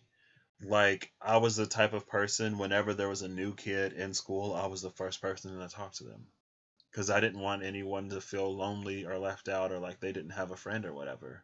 So I would take it upon myself to be friendly and to introduce myself. Now, when I was a child, I also had a short temper, so the epitome of fire girl. That was me as a kid. That was me as a child. Just like people probably would have thought I was a fire sign. Honestly. But I mean Pisces can be like friendly like that too, so you ain't gotta be a fire sign. Um, but I think it definitely read more fire. But life, and it was fifth grade. And that experience where I instantly came back to myself, it's like in that moment, all of the fire that was me was put out. And from there, I became a lot more stoic. I lost a lot of like passion and zest and interest for life. It's like I went and Elsa'd myself off. I just watched Frozen for the first time like a week ago. I went and Elsa'd myself off in some frozen castle, but instead of being happy that now this is a place where I can be myself unrestrained, I've isolated myself and I'm continuing to shut myself behind a door in a castle. It's like, yeah, so not like Elsa, but like Elsa. And like there were so many people I met that was like I wanna engage, I wanna do this, I wanna go out and I wanna experience, but I can't do that, I can't do that, I can't do that. It was terrible. Oh, my throat getting so dry. I need some water. I'll settle for some peanuts. These are salty too. But they're honey roasted, so they're also sweet. They're just really salty up front.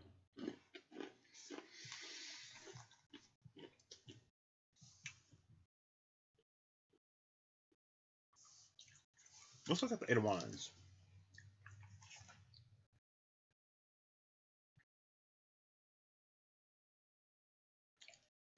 The all gifted Pandora. Guess it's time to open the bags. Sorry. Throat got a little dry. Yo, girl, life was not great. It was not great. And again, it's like I didn't have a lot of external experiences that made me that way. They were choices that I consciously made. Now, after that fifth grade incident, it was a lot easier to choose to just isolate and not even get attached to anybody. And the people that I still found myself attached to, no matter how hard I tried to not be, left. The one exception being my best friend. Met her eighth grade, but high school is when we really became good friends. She was there. Funny how you don't look at anything like that when you're in the moment, right? But also, I think there were some points in time when, even as much as I like loved and cared about her, sometimes it would still like cause me to like shake a little bit because it's like, oh well, she's just gonna leave too. They all leave. What greater joy is there than to soar above all, riding the winds of ambition above and beyond the mountains of expectation? Many cry out to those who take to flight, warning them against the soaring, predicting a great fall. Some watch in envy at the flight they dare not make. A very few precious souls, warriors and hunters all, resolve to scale those great heights, trailblazing a new path into the horizon. If you walk my burning path, I will show you how to train your sights and set the course of your greatest desires. Where the sun rises, you will rise higher. Where the falcon flies, you will fly faster. Where the lion roars, your war cry will drown it out. You may ignite with the joy of it, with passion and intent, and like the flaming arrow, your soaring will further fuel the source of your desire. You will fly straight and true to your goal, but remember that the beginning requires an explosive burst of focus and will, energy and passion. Without this, your path will be cursed by the earth, slow and steady, stable and dependable, yet utterly uninventive. We do not advance through reinvention. Dare to know, dare to set your sights upon the heights, dare to become a warrior of the flaming arrow and a hunter with the falcon's speed. Set aflame the arrows of your desire and release them to flight into the very heavens. That sounds like persona to me. I am thou, thou art I. Thou hast discovered a new vow with the birth of the chariot persona. Your resolve will become the wings of freedom that whatever, whatever, whatever, whatever.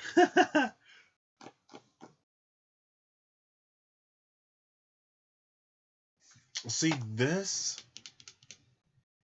to me, and maybe it's just how I read, maybe it's how I look at spirit, or how I look at the interaction between us and spirit, with spirit having that bird's eye view, but us being on the ground in it. It's like, how do you talk to someone in this and tell them this? Ten of Swords. That's how. I mean, it is connecting these two cards, so that makes sense.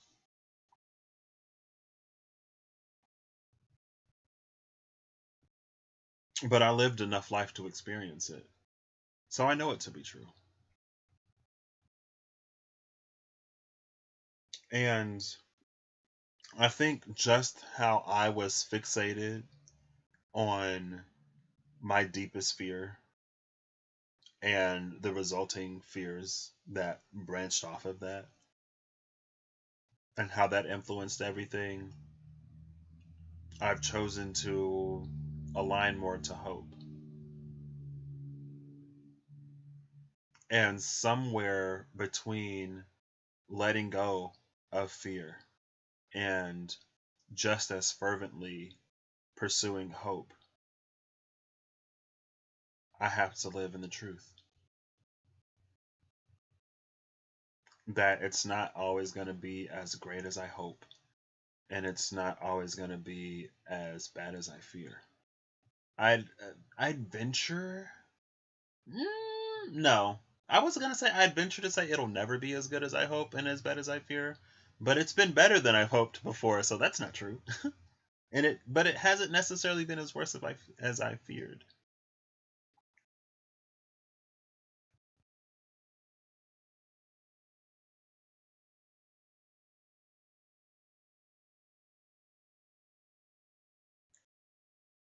But again, that's the thing. It's like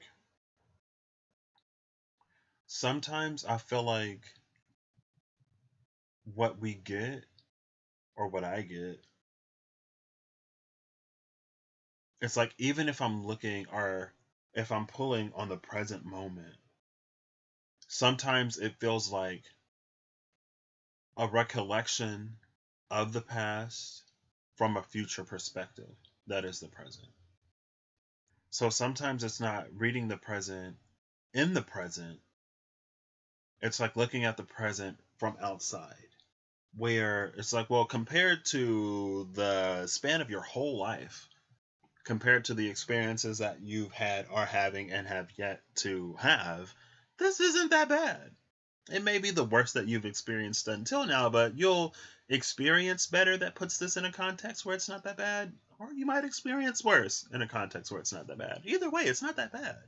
And it's like, okay, well, in this time and moment, this is the worst that I've ever experienced, and it hurts. So that's not really helpful. Thank you. But then you live more life and you find out that it's true. And it's not to take away from the pain of any moment, but it's just to, I guess, know that it's finite, that it will end, and that it can end sooner if you choose to face what you need to face, heal what needs to be healed, address what needs to be addressed, and then move forward. And so many times, or sometimes I talk to people and they'll be like, oh, I'm healing this. I still need to heal this or heal that. And in my mind, from where I can see and observe and hear, I think sometimes we don't realize that healing is an active process. And I know we know that healing is an active process. I think it's sometimes we don't realize how healing it is that we make the choices and the decisions that we make when we're in a moment of vulnerability. Because that's where the healing happens. And after you've done that to the point that it becomes your new habit, after aligning to the better and the brighter replaces fearing and wallowing in the worse and anxiety,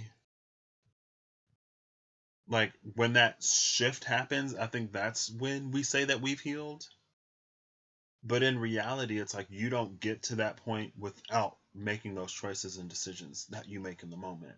So the fact that you're making some of the choices and decisions that you're making at the time you're making them without being over this completely, that's the healing. Like that's it. You're doing it. After it's already done, it's like, no big deal. Like how many things have you healed from that you don't really dwell on the pain of? Probably a lot. Probably most of it. No, if you remember every single bad thing that's ever happened to you, how much space do you have for the good and how long do you want to stay there? I've been there. I ain't going back. Anyway, this is about me. I was going to say this isn't about me, but it is. Not necessarily how I saw this going, but anything to help give me the language to communicate, I'll take it. I'll probably post this on my Legacy channel. Be like, if you want to know a little bit more about me, then check out the video in the description. Girl, she's like 2.5 to 3 hours though, so you gotta be real curious. Or hey, sometimes I've been doing a thing lately where it's like if there's an activity that I can do without thinking, then I'll put on something, a reading, an energy update, someone's perspective of what's going on, someone's channel of what's happening, and I'll just like listen and play. That's typically my like 9 p.m. to 5 a.m. Sometimes. Sometimes I like the stuff. Sometimes I'm like, this doesn't align for me. The reason why I started this channel is because no one was saying what I was seeing. And I think sometimes we have, or we can have, a higher perspective, but there's also always a perspective even higher than that. No matter how high we are, you can always go higher.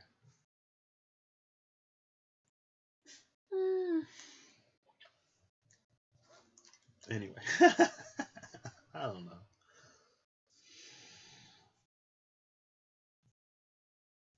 This is the call.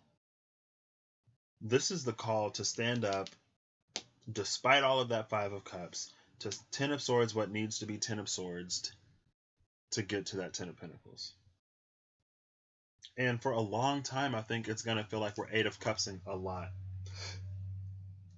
And it's not that we ever necessarily stop Eight of Cupsing, but I think there does reach a point where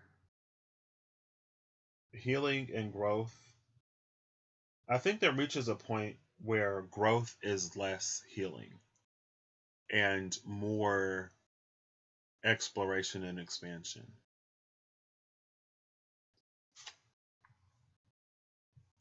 So, next.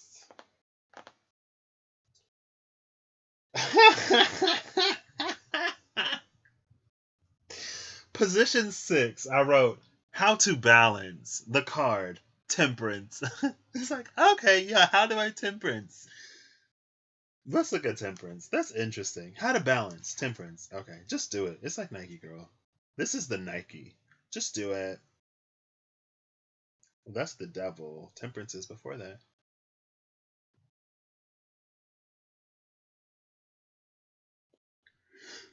Ooh, excuse me.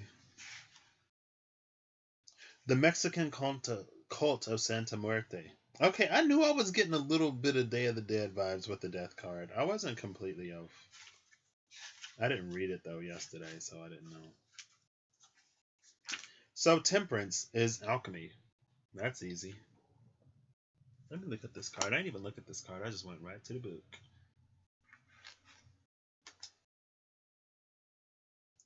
Here's a butterfly.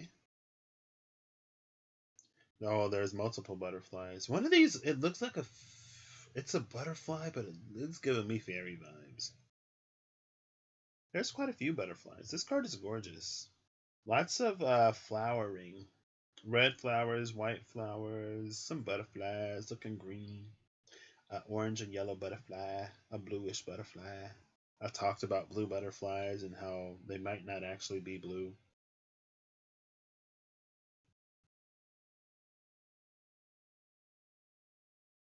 Okay. So this person is holding both of these.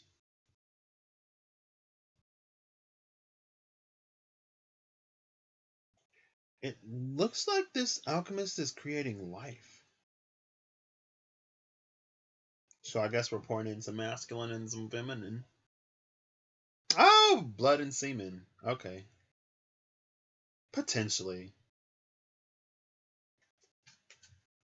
Now you can see. See, because it, like, look in that. It looks like there's like a little world in there. Like there's some sky and some ground and some mountains and some green. And we see the red one and the white one. That's why I was like, well, I mean, I think it would take more than two elements to get life, unless we're talking about masculine and feminine. Also, what's interesting to note is how shiny his heart is in this.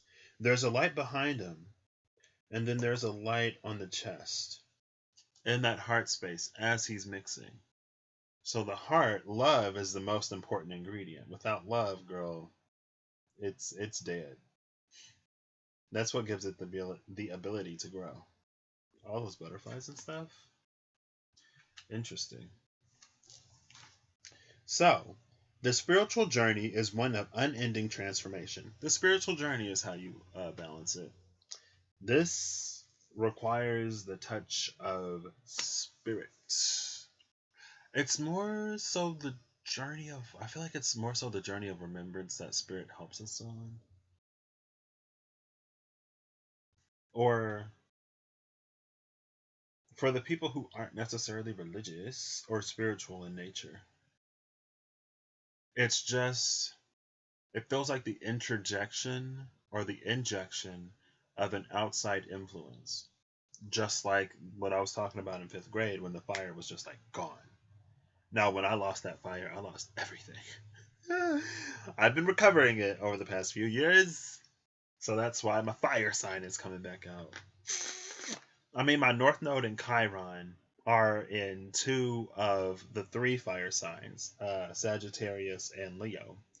My Venus is in Aries, but because of all of the reasons that I've already mentioned, my Venus was in lockdown. Coincidentally, my Venus is in the 12th house, which is the house of lockdown. Also, my Venus is in Aries, which I have intercepted in my 12th house. My 12th house starts in Pisces and it ends in Taurus. So Aries is all the way in lockdown in my chart, and my Venus is at the heart of Aries, at the heart of my 12th house. And so it's like we had to jailbreak maximum security prison with security that the technology is years beyond what we have the capability and capacity to understand. But we still need to break into the heart of that prison and liberate Venus Girl. And it took a lot. It took a lot to get me there. That's this 10 of Swords. It took every single sword just to get me to begin. But isn't that how it is for a lot of people? Isn't that the way? And I guess if you ain't at your breaking point yet, then it ain't the 10 of Swords. Or maybe it is. Some people just don't make the choice. Some people die on the battlefield. Some people are reborn. Some people give that war cry and fight on. They tap into the reserves of strength that they have beyond what they have humanly. They borrow, I guess. Very Gon from Hunter x Hunter. If you know the end of Hunter x Hunter, then you know he borrowed strength that he didn't currently possess. Now, in the show, he had to pay a price for it. It's a price that he was all too willing to pay in the moment. The spiritual journey is one of unending transformation.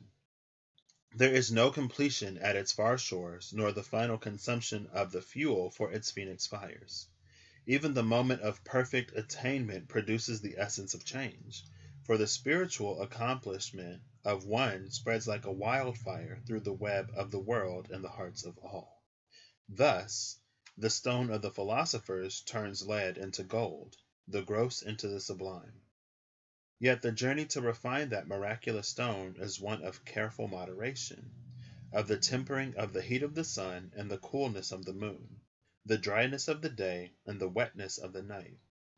Like the blacksmith's art of hammering and tempering the metal that will be forged into beauty and death, the alchemist's art shapes and transmutes the base in the vessel, undergoing many stages. The creation of the universe takes place within his alembic of art, and the creation of illumination in the vessel of his heart. Ooh, that rhymes. I like that. I'm going to read that again. The creation of the universe takes place within his alembic of art, the creation of illumination in the vessel of his heart. But slowly, with measured grace and attentive care, must he approach the great work. There he shall rectify the base earth and find the hidden stone. I knew the heart was important. I love this deck. I like reading. I used to love to read, but then my eyes got to the point where it was really difficult for me to read, and I didn't get into ebooks. And I found Sabriel the other day. I want to read it. I think I'm going to get back into reading. I want to be a nerd again. I want to be a geek. I'm just playing.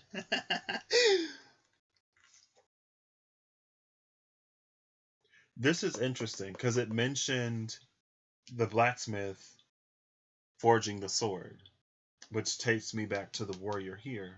Also, the call to be a warrior up here. It's a warrior with sword in hand here, It's an archer there. So there's both this close and far combat approach, and I think that's that temperance in the middle. Or that's another branch of temperance.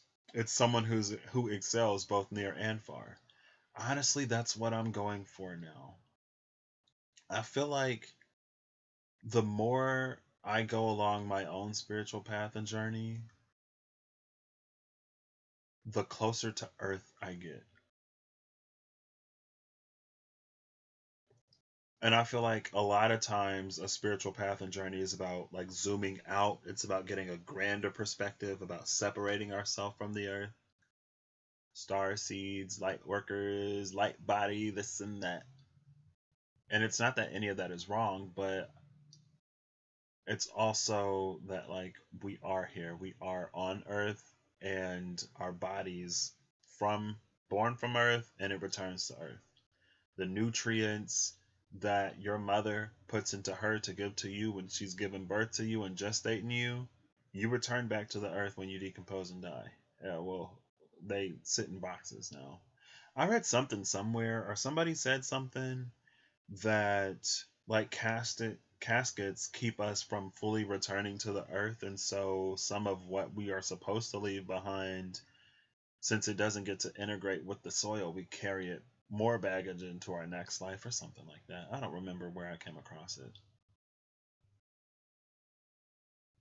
Honestly, sometimes I have dreams and I'll remember something and I'll be like, wait, somebody said that in a dream. Now, this I'm pretty sure somebody said in real life.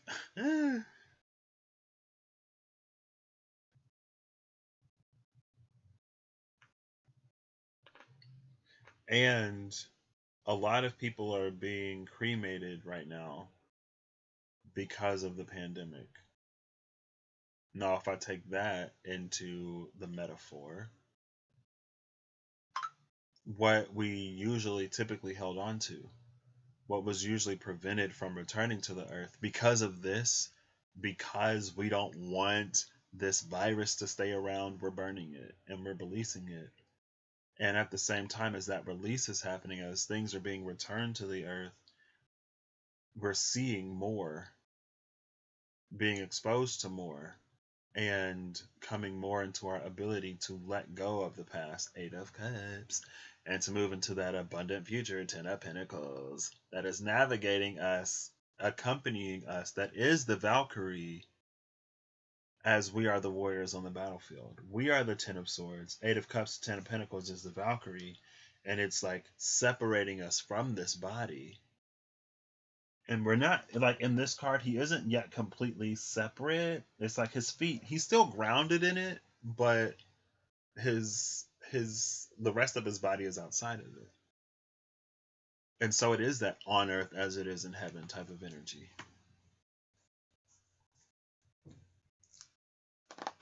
I love this.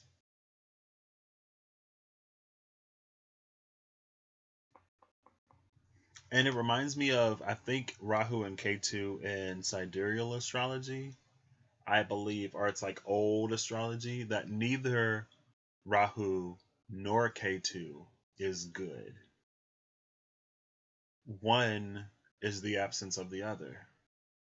And it's our job, or it's our duty to find that space in between. So we integrate the north and the south node rather than completely abandoning the south in favor for a purely north life.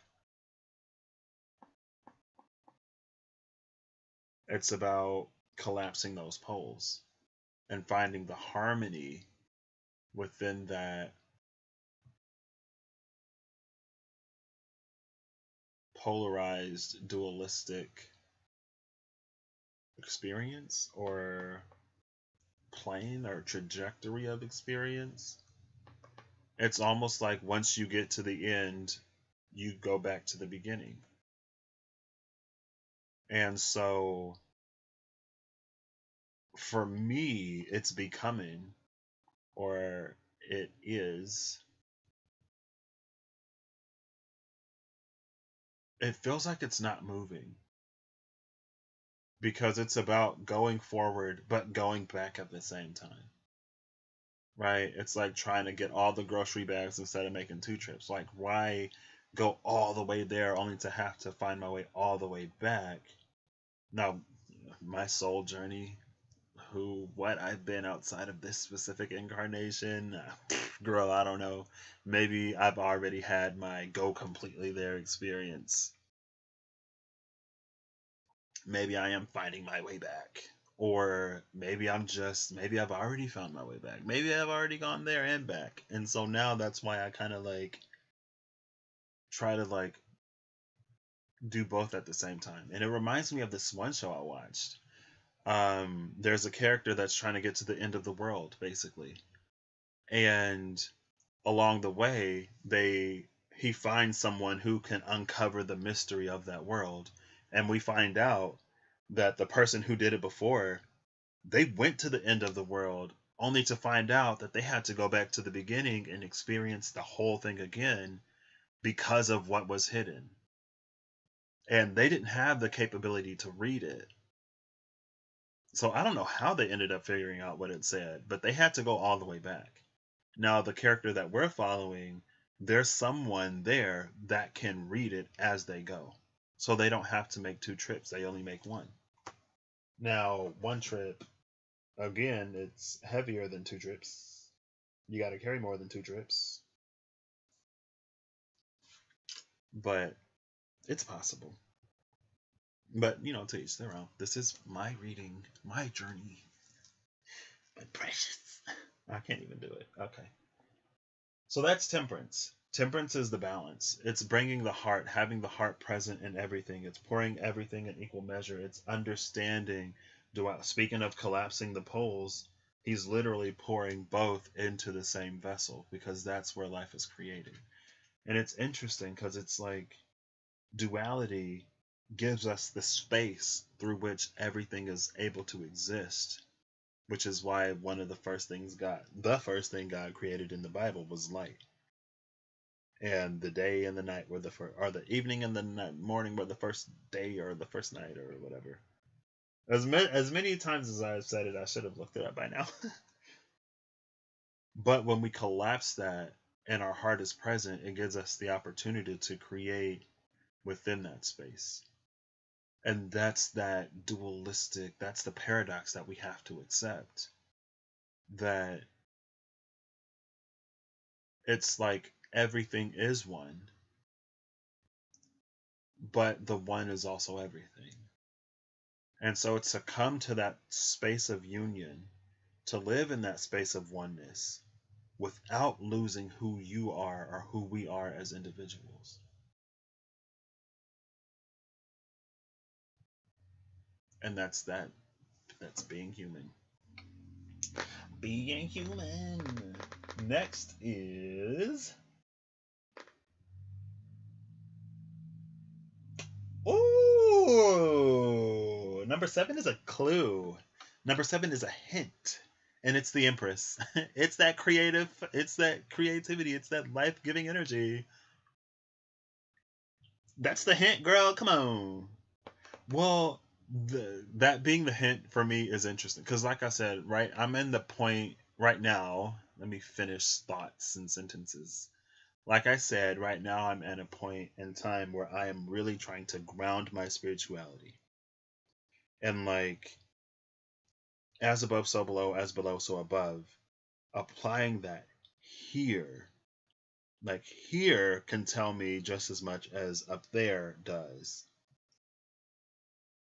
And there are things that are there are things that are easier to see here than they are there. Things that are more present here than they are there. It's like if we have water and it can be a solid or liquid or a gas, it's easier to transport water as a liquid if you have a vessel, if there is a shape that you want it to fill. It's easier to transport water as a solid if you don't. And both the solid and the liquid are easier than trying to conceptualize water as a gas amongst many other gases. Because how do we separate water vapor from all of the other gases in the atmosphere? Typically, we condense it into a liquid or we sublimate it into a solid. So we still have to get it to a solid or a liquid really to interact with it. And those are the things that we only really experience in the 3D in physical life, because above that, it's like it becomes a concept washed out by other concepts, by other larger concepts, right? It was the galaxy thing. Like, if you're a galaxy, be careful of your larger neighbors because they may be in the mood for a meal. Even our own solar system, if our sun just so happened to come across a larger sun with a greater gravitational pull, we would fall into its orbit. Anyway, so I think that's why life is the clue. The experiences that I'm having down here can help me see things or experience things or get to know things that when you're in that space and everything is so like, what? Wait, what does this mean? And it's hard to make sense out of a lot of things, right? I love that the Empress is the clue.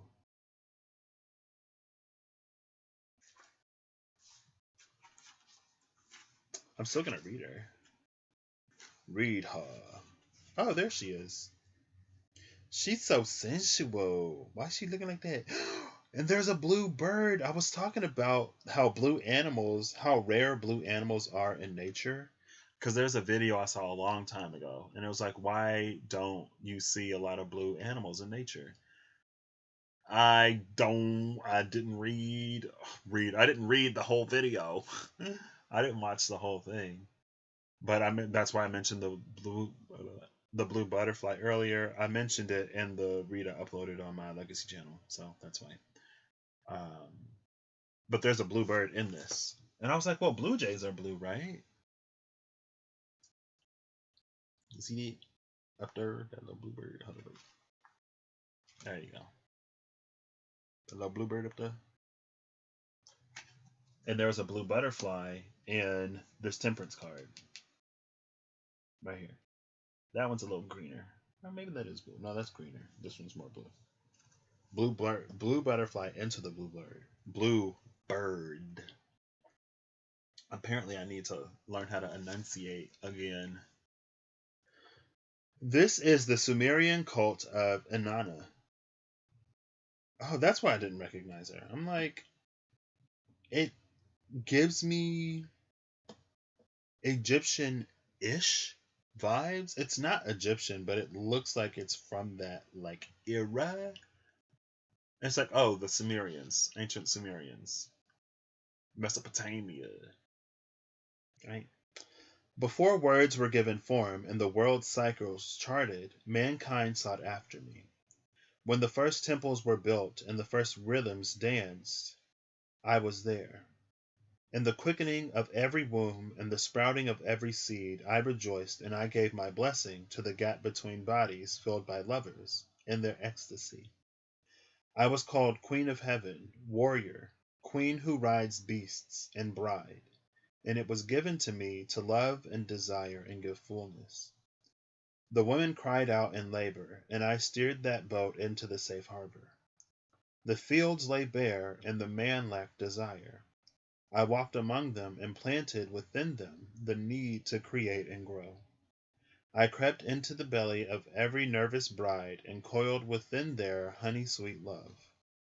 I have been called bride 1,000 times, yet I am unmarried and belong to no man. I have been called mother in the hearts and on the tongues of millions, yet no swelling belly has loosened my girdle, nor a babe broken from me in blood. I am the ties that bind you by blood and by love. I am both mother and lover, nurturer and desire, for it is impossible that one exists without the other, and both are love. It is my love that draws the king into my arms, and my loins that bestow sovereignty upon him. He cannot rule without my blessing, for only from our union can the fields become fertile. Women birth their young, and households prepare the marriage beds of eager brides. All that once holds prepare the marriage beds. All that once holds was, is now, and ever shall be, has come from and through me, for I am the house of life. I am Venus, the morning star and the evening star. Set for us a marriage bed, sweet one. Take the part of the king desiring sovereignty, and come to be enthroned within me. I will steer that boat into the safe harbor, and I will decree a sweet fate for you. Okay. So, I mean, for me personally, girl, now, like I said, like 2020, the last 2 years of my life were my Valhalla. Or was that the battle? Maybe 2019 was the battle. 2020 was the Valhalla. Now that I fulfilled my duty there, girl, that's the Caesarium or whatever. Take me to Freya, because I'm done with Odin. And this is like Ten of Pentacles, just like enjoying life, hopefully. That's why it's like I can have more fun. I can chill out. I don't have to be so hot all the time. I get to cool down. Like everything I needed to do energetically, I've done. Anything I could say, I feel like I've already said to anybody I've had to say. Well, to most people I've had to say it to. To anybody I've had to say it to. Because I can say what I say. The interpretation or the taking on of what I said, that's not my job. So all I have to do is say what it is that I have to say, and it's been said. It's up to each individual to take what they need and to go forth or to not. That's their choice. I'm not in the business of making other people's choices for them. I'm not interested. I'm not capable nor interested. I'm more concerned with the choices that I have to make in my own life in 3D world, in reality. I love that. All right, Inanna, let's see what's up. As one of the more archetypal cards of the tarot, the Empress is one of the biggest. She represents parts of human existence so fundamental to us all that the road she walks on is long and wide. Thus, the interpretations and imaginings of her are as vast as she is. To some, she is a nymph-like maiden, desirable and sensual. To others, she is the pregnant mother-to-be, bearing within her all of creation, and the mother with the babe at her breast, or a wife, or a female ruler of her kingdom. All of these presentations have in common her relation to other beings, to a lover, a husband, a child, or her subjects. They rely on the union between them and the emotions that create it. She is also deeply tied to femininity, which is not used in the tarot to signify women, but instead to signify the conception, gestation, creation, and nurturing of life. The powers of the Empress are found in the lives of people of all genders and sexualities, for she is in all acts of conception, gestation, creation, and nurture. Tarot Apocalypsis, reimagining of the Empress, represents her or presents her as Inanna, the ancient Sumerian goddess of love, fertility, sensuality, art, civilization, and midwifery. As a goddess whose worship spanned millennia, Inanna had many areas of concern. Like Isis of the ancient Egyptians, her worship was conflated with that of other goddesses, particularly the later Akkadian, Assyrian, and Babylonian Ishtar, with whom she became synonymous. The two share a number of themes. Both ruled over love and sex. Both took the king as a lover to bestow sovereignty upon him. Both had a lover who died and was taken to the underworld. Both were seen as the planet Venus.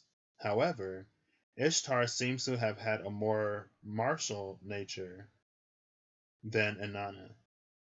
That mean Ishtar was fighting or something? What do you mean? Or like more like rulery? What do you mean by martial? Hello? Inanna's earliest manifestation is in the late 4th century millennium BCE as the patron deity of Uruk, representing the spirit of the city's central storehouse. Her earliest epithets were Nun, princely, Ood or Hood, morning, Sig, evening, and Kur, mountain land. Her cuneiform ideogram was a twisted knot of reeds, which represented the doorpost of the storehouse that she watched over. and thus fertility and plenty. She was portrayed as young, maidenlike, and beautiful, wearing elaborate headdresses. I'm so interested in this entry, girl. I could read it all, but I won't. He will put his hand by my hand. He will put his heart by my heart. His putting of hand to hand, its sleep is so refreshing. His pressing of heart to heart, its pleasure is so sweet. Inanna also ruled over human love and marriage, and it was believed that her worship brought harmony to a household, joy to life, and industriousness and creativity. Conversely, she was able to prevent fertility, love, and tenderness from blessing a home or city that did not pay her the proper respect. Inanna's worship and the performance of her yearly rites tied love, pleasure, and sensuality to fecundity, fertility, and growth. It is easy to forget that these concepts are inextricably linked. We have a tendency to segregate our image of motherhood from an idea of sensuousness. Oh, who want to think of their mama as sexy? Like, yeah, my mama can get anything she want from anybody. But hey, if my mama wasn't all that, then I wouldn't be here, right? So, and she is a mother, and I love her, right? But for the worshippers of Inanna and for the Empress of the Tarot, there is nothing more attractive than somebody in their creative prime. For this reason, Inanna often sings hymns in which she anoints her genitalia with honey, symbolic of sweetness and enjoyment as well as fertility. Inanna's entry is going on and on, girl. She might have the longest one I've seen. So far, she does have the longest one she's seen. Although she embodies love, sweetness, desire, and fertility, the Empress and Inanna is not a passive feminine force, but an active one. She is a ruler in her own right, as well as through her relationship with the emperor or king. However, it is she that grants him his power, for she also represents the earth and kingdom that he governs. It is this active, creative force of the Empress that is represented by Inanna as a great queen of heaven who is also a goddess of battle. She will fight to protect what she loves. The self-laudatory hymn of Inanna expresses this power, queenship, and creativity, in which Inanna lists the things her father has given her, including lordship, queenship, battle, heaven, and earth. She proclaims herself as a queen, a life-giving wild cow, and a warrior, reminding us of the Empress's active feminine role in the creation, preservation, and perpetuation of the world. The thing that shocked me the most in all of that was industriousness. I know creativity is the Empress, and industriousness is closely tied to creativity, so that was like, whoa. Steampunk Inanna. Let me calm down. I'm like geeking out a little bit over here. I love that this is the hint because to me, the power of the heart was the central focus of the Temperance card.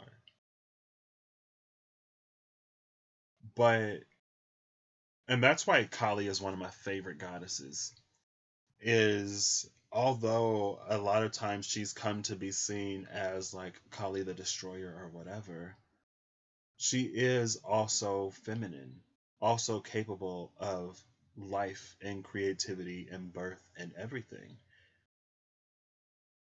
She's a side of the goddesses that we don't often see. She's not frail or weak or needs to be taken care of. I love that Inanna is the one that bestows royalty unto her king, not the other way around. And I think a lot of times,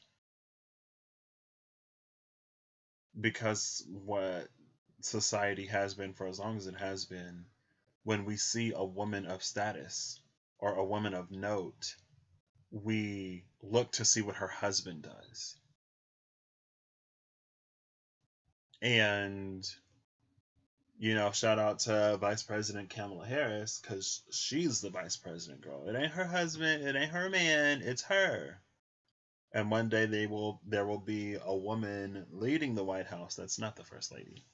Maybe there'll be two. Like there'll be the Madam President and the First Lady. Maybe we'll have a lesbian couple in the White House. Wouldn't that be crazy? Not crazy like wild, but like I would love that. Oh goodness. Um, and a female vice president. Why not? Let's just like let women run it for a minute because we see what men did. And we saw what the frailty and fragility of a masculine ego will do in the White House as well. Everybody like, oh, if we get a female president, what happens when she's on her period? Is it going to be World War III if we had women leading countries? As if we haven't had two world wars already because of a few things, but a masculine ego. And what's that? Scapegoating to preserve that ego. We see what good that's done us. Anyway, and that's something that the SKT emphasizes. In the Emperor card, it is depicted as holding the Ankh, which was gifted to him by the Empress. It's not a power that he can take from her. It's a power that has to be granted. And I think that's the reason why so much fails nowadays, or why so much isn't as sustainable as it could be or should be, is because it doesn't. It's like it takes or tries to take or tries to recreate. Everything is synthetic now. And hey, I don't mind a few artificial flavors or colors, but it's man's attempt to recreate what nature does, or man's attempt to take what feminine gives or does or is, and to bend it, force it into whatever it wants to be in. And more often than not, it's like the synthetic doesn't compare to the organic. We still can't make a material as miraculous as spider silk. Still can't figure out how bees fly either, because aerodynamically that shouldn't be possible. But it is. You see them bumblebees go. And that's what it just reminds me of. Like, it takes me back to that, like, Peter, why did you doubt? And that goes back more so to the end of the last reading, but I mentioned it briefly at the beginning or earlier in this one. It's like the bee will fly until man tells him that he shouldn't be able to. Now all of a sudden the bees can't fly because aerodynamically it doesn't make sense. And I think that's what we do for ourselves. It's like we don't allow ourselves to be all of what we are because we shouldn't be, or we can't be, or because someone else isn't.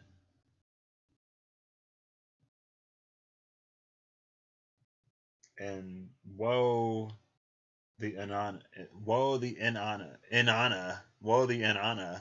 That's what I wanted to say. Why does it sound weird when I say it?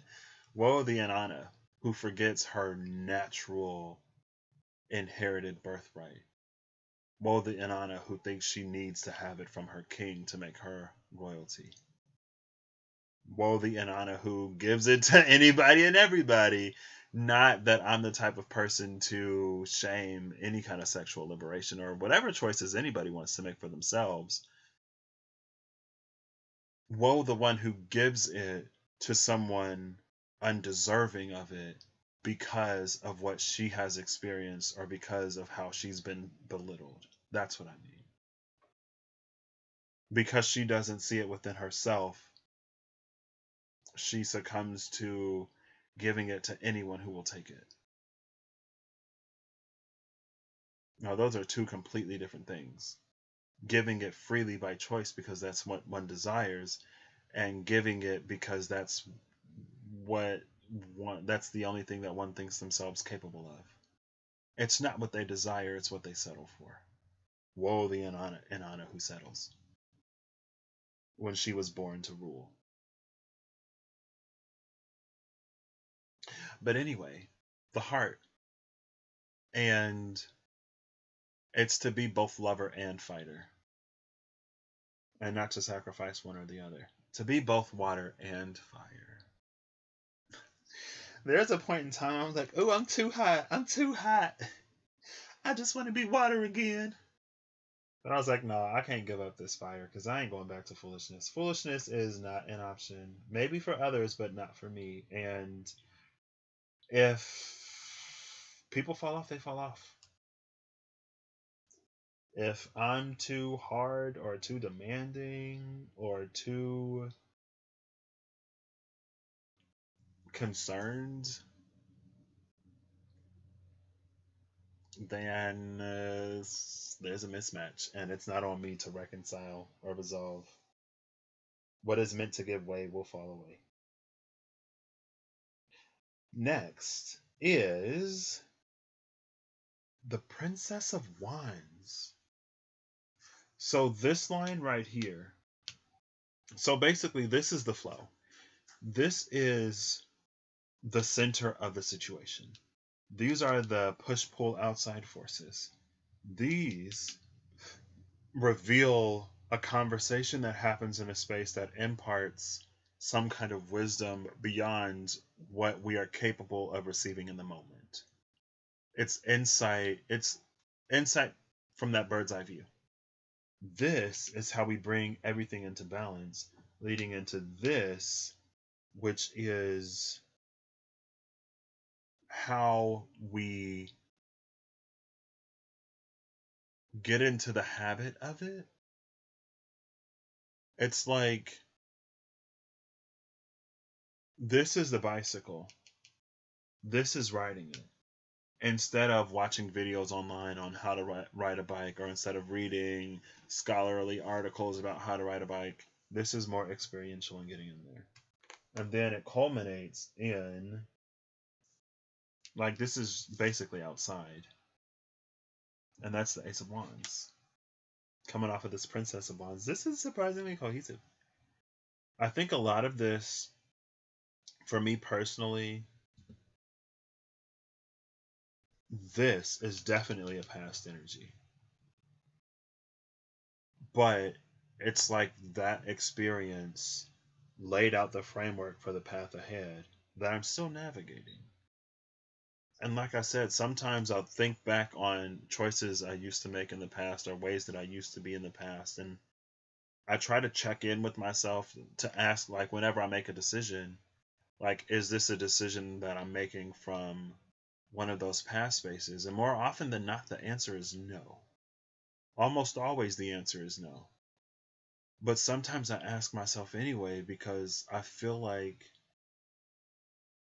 I might do something sometimes that looks similar to what I would have done in the past, but the motivations have changed, right? So for example, since I've talked about it, if I decide to walk away from a relationship or to end a relationship, that to me always came, or more often than not came, because I didn't want to get close, I didn't want to be vulnerable, I didn't want to get attached to somebody. Now it's a question of, is this honoring me and all that I'm worth? Is this honoring the other person and all that they're worth? And is more being asked than what would be fair to consider compromise? Because compromise, as far as a meeting on the in between or finding a solution that fits all, is okay. Compromise in terms of me going against my integrity, my ethics, values, and morals is not okay.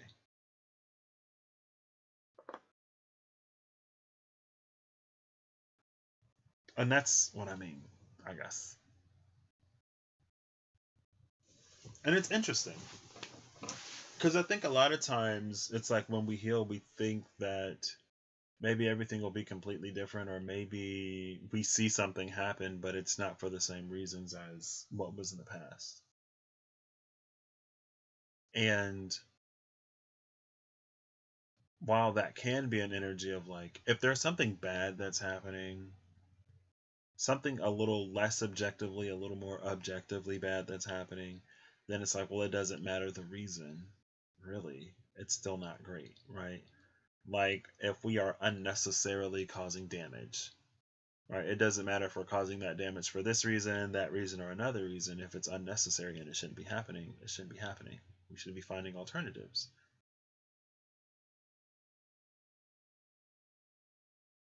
It looks different for all of us, basically. And it's a question that we all have to ask ourselves. I think I don't have to ask myself as much as I do, but from a certain perspective, it's good that I ask myself. I'm appreciative of that.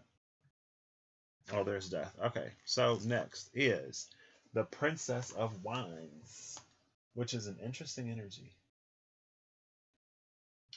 Because the Princess of Wands,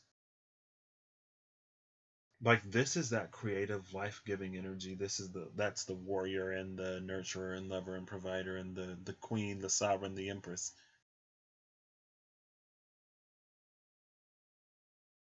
This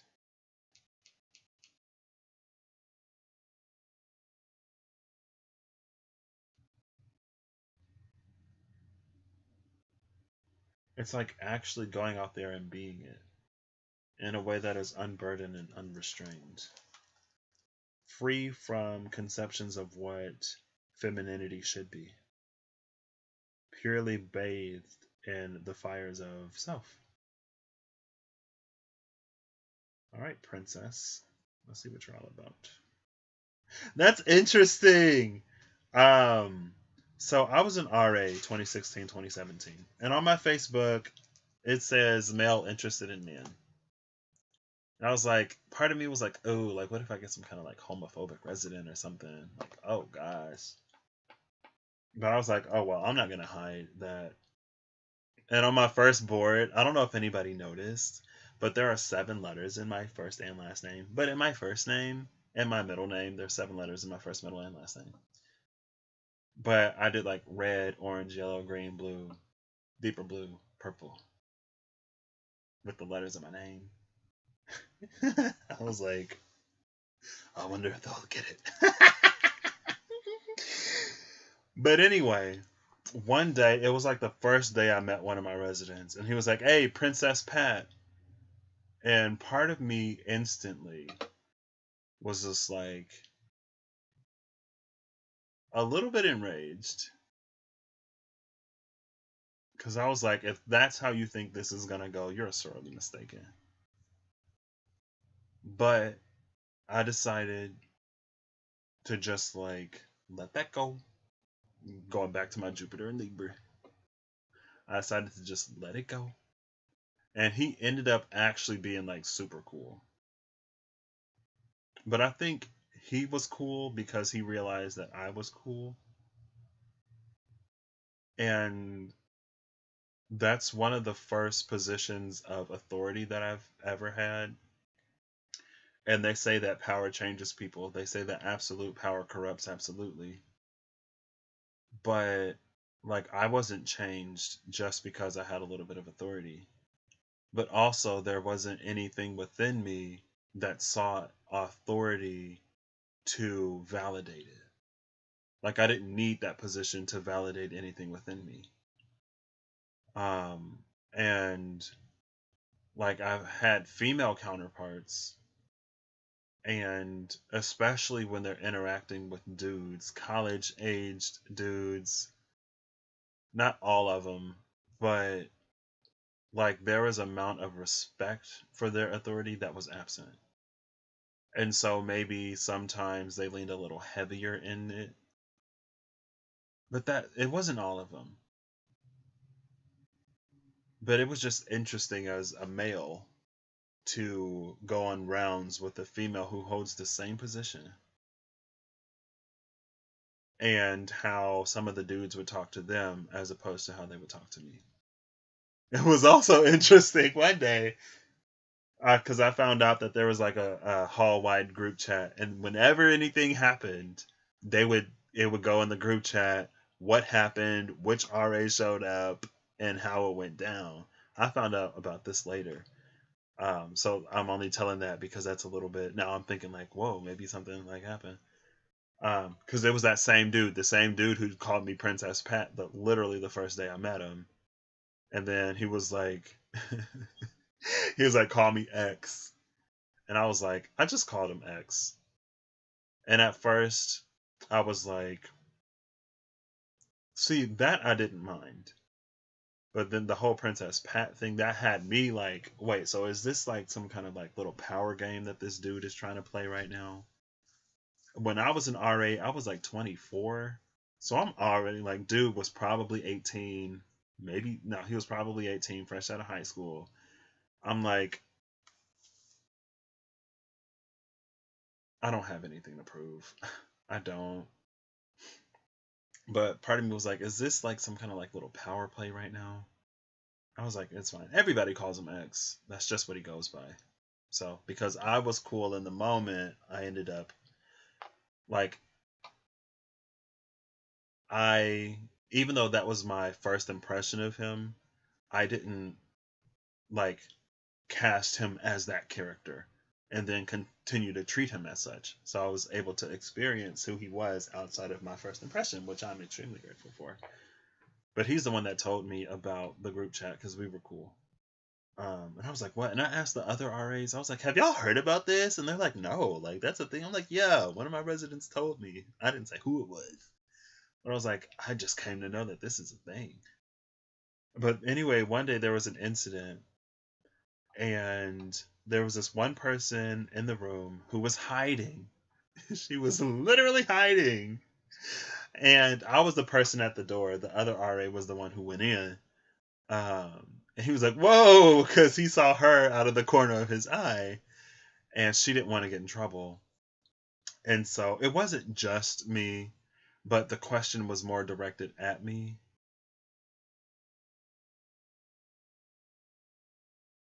And I'm trying to like think if I'm crossing stories or crossing lines. I don't think so. It happened multiple times. It happened 2 different times. Um, but he came out into both of us. He was like, "Hey, is there any way that like y'all could not like report her because like she's in danger of losing her whatever?" And we're like, "Hey, we got to fill out the report. Hopefully bad doesn't happen." And that happened before. Somebody was in an organization and they're like, man, I could lose my position in the organization if this is whatever. And it's like, for as much as y'all care about not losing whatever position is standing, apparently y'all didn't care enough to not do this in the first place. So I don't have any remorse for the choice that you decided to make. Like, you knew what you had to lose when you made this choice. Obviously you didn't think you'd get caught, because if you did, you probably wouldn't have done it. But that's not my responsibility to mitigate or alleviate the consequences to your actions, because you made that choice. And you're I'm not gonna feel any kind of bad at all, nowhere, for doing my job when you made this choice. And like when I met my residents, I was like, hey, please don't put me in the situation where I'm gonna have to do my job because I'm going to do my job. I was upfront with them day one. I was like, I'm gonna do my job, so please don't put me in a situation where I have to. Like, I don't want to be the one who goes and writes the report or writes you up or makes things weird or awkward any more than you want to be written up. I don't want to have to do it, so don't make me do it. And my floor was chill. My floor was so chill. My floor was like the literal eye in a storm, because the building I worked in, literally hundreds of alcohol incidents. Literally. And one night, and one set of rounds, multiple rooms, having to go and write multiple reports to go do more rounds, go write another report, finish rounds, and then do another report. And it's like, oh my gosh. But my floor, girl, eye of the storm. There were 2 incidents on my floor the whole year. And for other floors there, that was kind of sort of uncanny. The other half of my floor was pretty good too, but they had to be. But that's where I had one of my first instances. Like, I didn't make any busts, any alcohol busts, until almost December. So I was hoping I would be lucky enough to never have to do it. And I remember it was Halloween. Halloween time is notorious for drinking. And I know I'm kind of rambling here a little bit, but Go with me. Or not, your choice. And I was with someone else who hadn't had any alcohol busts yet either. She was my sister, Floor.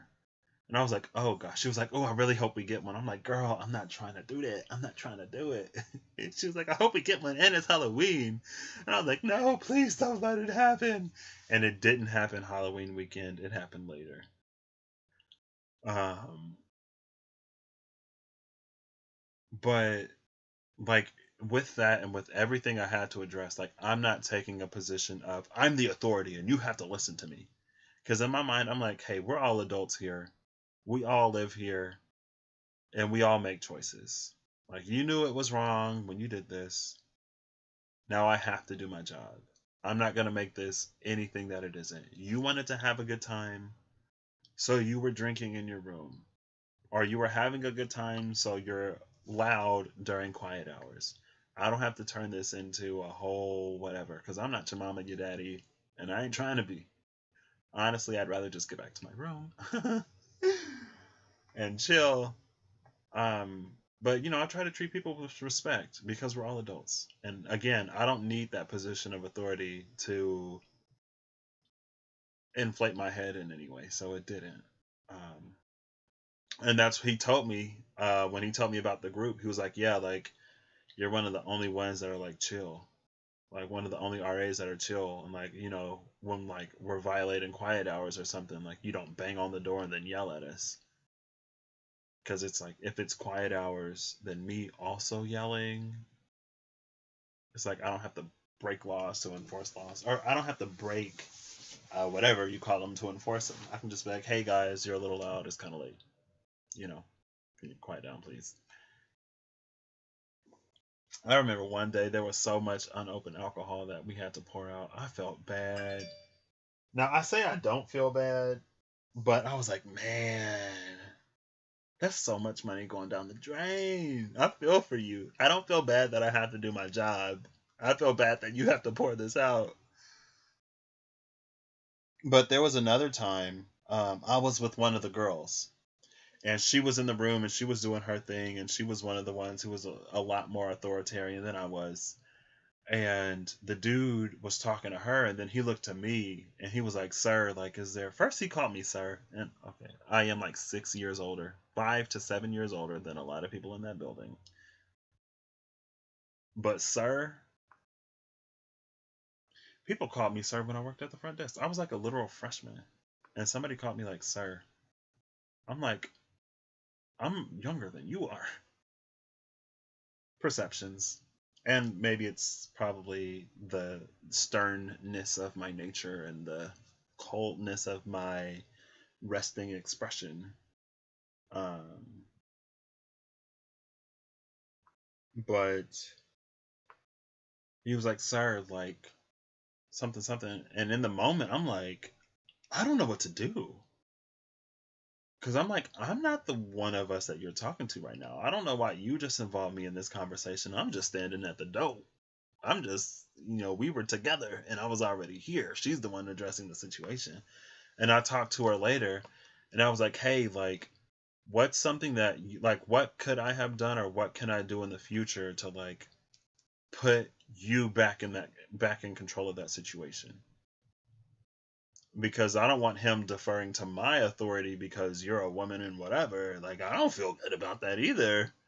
I'm like, you're dealing with her. And she was like, all you gotta do is like be like really mean and be authoritative and like all this other kind of stuff.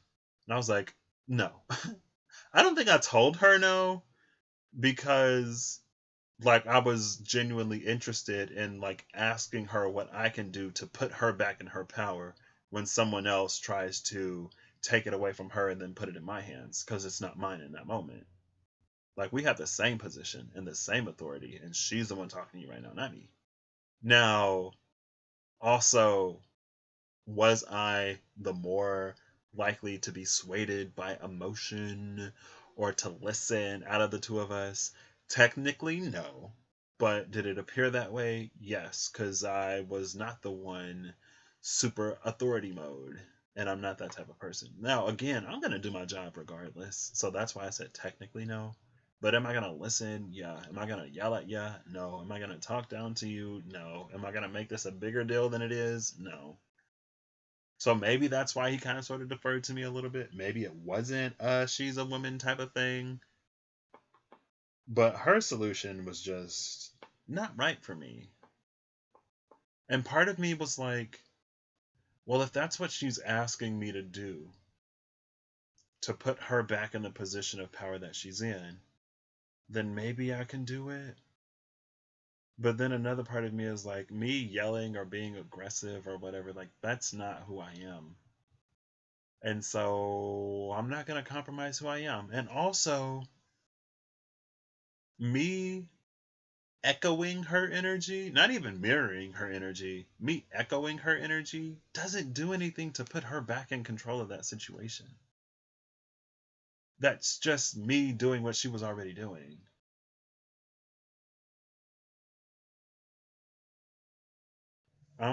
So I was like, you know what? After if it, and it never happened again. I guess it was just an interesting experience and thought experiment for me. Um, but I was like, if it ever happens again, I'll just steer the conversation back in her direction. That was a really long tangent, y'all. That was a really long one. Princess of Wands, the goddess of power. There we go. Will and manifestation. Isis. Oh, it's Isis. We were just talking about Isis. So we go from Inanna to Isis. No, that was, it mentioned Isis, but it was talking Ishtar. Isis was mentioned somewhere.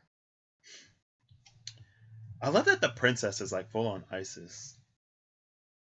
Think not of the beginnings of all things as a step from water to shore, but as the hardening of softness in the fiery furnace of stars.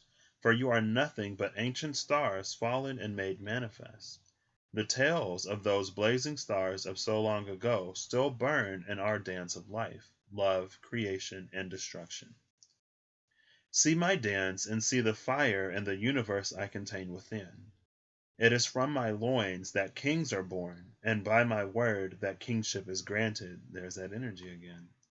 I create and hold the power that rises in the beginning, and I destroy it utterly at the end. I am Isis. Oh, it did talk about Isis because both, it said that both Isis and Inanna had lovers that had died. Okay, so yeah, we did just see Isis. I am Isis, the throne mother of the gods, primordial child of time, the sayings of whose mouth come to pass. I am the queen of heaven, we've seen that, and desirous of earth. I am great of magic, and my blood is power and life. I know the secret names of all things within the earth and above the earth. With this power I make manifest my will. I drive out the serpent and know how to direct it. I draw down the power and hold its fire within. I conceive from potential and possibility, and out of death and inertia I coax life. How do you pronounce that word? Giving the smallest spark the fuel to burn brighter and more hungry. I'm gonna ask Siri. I'm starting to get all kinds of stuff. I just like turned my head and almost got like vertigo. Hey Siri, how do you pronounce COAX? Here's what I found from collinsdictionary.com. Coax definition. If you coax someone into doing something, you gently try to persuade them to do it. If you coax someone. Coax. It's like whenever I read that, I say coax, but the cord to give the cable cord for a TV is a coax cable, but it's pronounced the same. Now the coax is probably coaxial.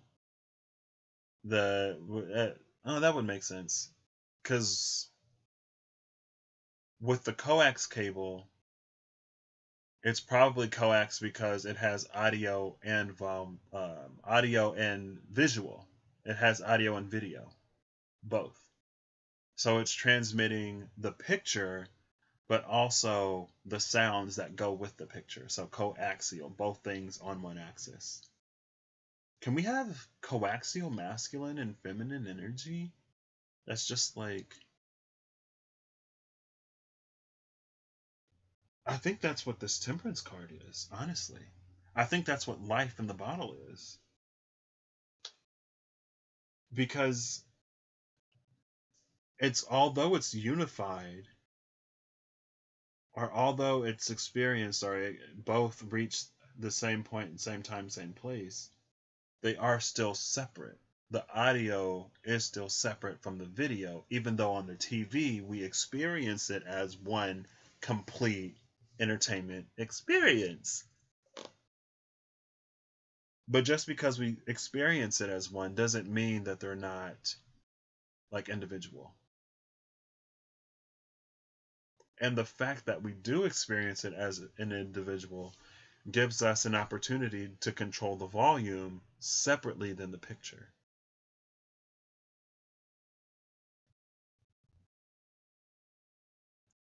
Okay. I don't be rambling for nothing. Sometimes I do, but I don't. Not always. I coax life, giving the smallest spark the fuel to burn brighter and more hungry. Like you, star-born flame, I want, desire, and yearn. Nothing will ever be enough, for I am the fire that cannot be extinguished, self-fueling and perpetual. I can teach you the true magic of harnessing your will and power, of containing and limiting it, for in limitation there is readiness, and the fire contained in the furnace, and the fire contained in the furnace burns hotter for its tomb. I will show you the manifestation of desire through willful action, and it's willful, like Full action. For there is nothing in the heavens, on the earth, or under the earth that I have desired and not attained. My will be done. I love that energy for the space that I've come into. And that for me has been the natural transition. Because I talked about up here, I was like I don't want to like gain all of my water back for the loss of all of my fire. When I first got like June, July, oh, I was burning so hot. I was like, I felt like I was not caring anymore. I felt judgmental. I was like, to say these things or to feel this way. And honestly, it's like, we can be caring, kind, and compassionate, but we don't have to accept excuses. Because excuses will always be there. Excuses are ever prevailing. But what it did, bringing that water and fire into balance, water and fire in balance is the Queen of Wands or the Knight of Cups. I gotta check and see. I don't fully remember the elements yet.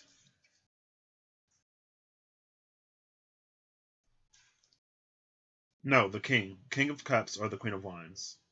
The King is masterful fire, Queen nurturing water, Prince questing air, Princess awakening earth. This is the awakenings of that fire.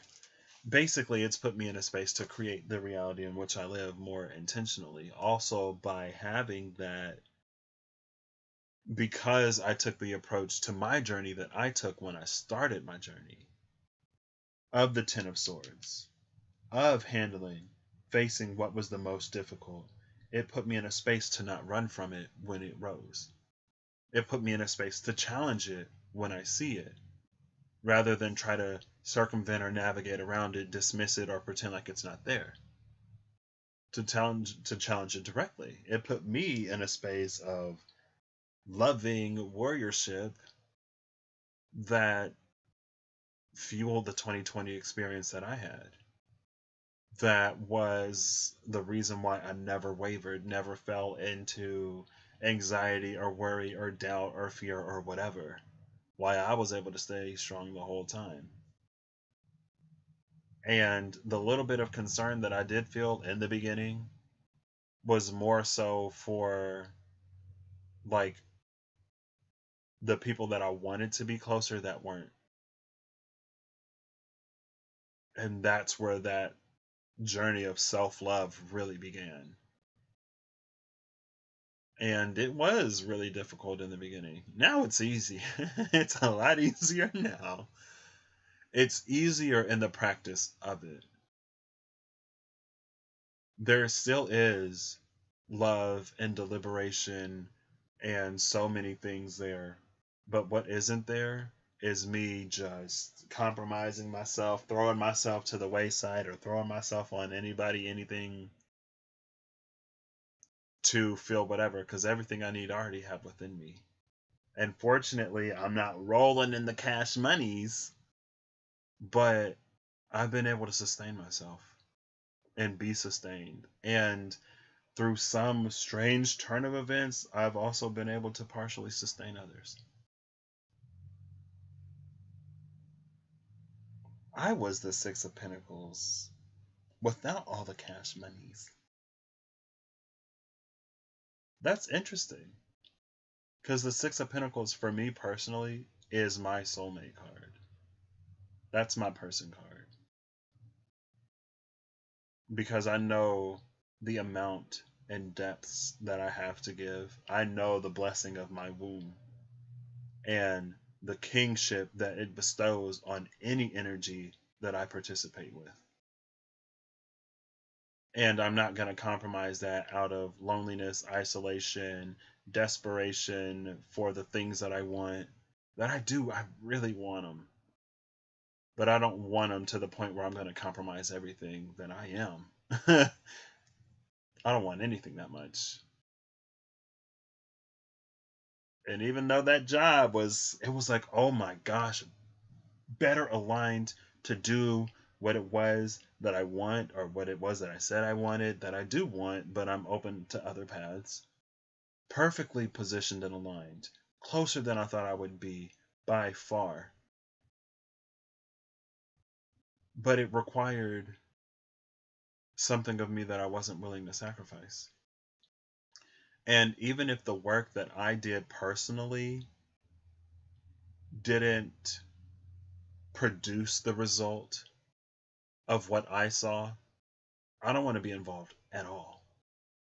Because I can put my time, energy, and effort into something that honors me and the world around me, and that doesn't seek to take advantage of or capitalize on the hurt or misfortune or desperation of others. Because that's not what I'm about. And that runs so counterproductive to where it is that I want to end up and what it is that I want to do and why I chose the path that I chose, why I chose a more indirect path, that I wasn't willing to sacrifice it. I was like, no, something else will come. And I'd rather be unemployed, and I'd rather be hungry, and I'd rather be wondering where my next meal is going to come from than sacrificing all of who I am for money, for food even. No. And that takes me back to the Ten of Swords warriorship that I experienced in 2019. I lived that. I didn't know how I was going to pay my rent. I had no food and I was not working. And I was like, I really need to get a job. I need to get a job so I can pay my rent and so I can eat something. I was eating like 2 packs of ramen noodles a day. And something in me was like, remember when you talked to your professor, your advisor? My professor is my advisor. And you told him that the reason why you can't handle and address all the things that you need to handle and address is because during the school year you're too busy worried about classes, and over the summer you work too much.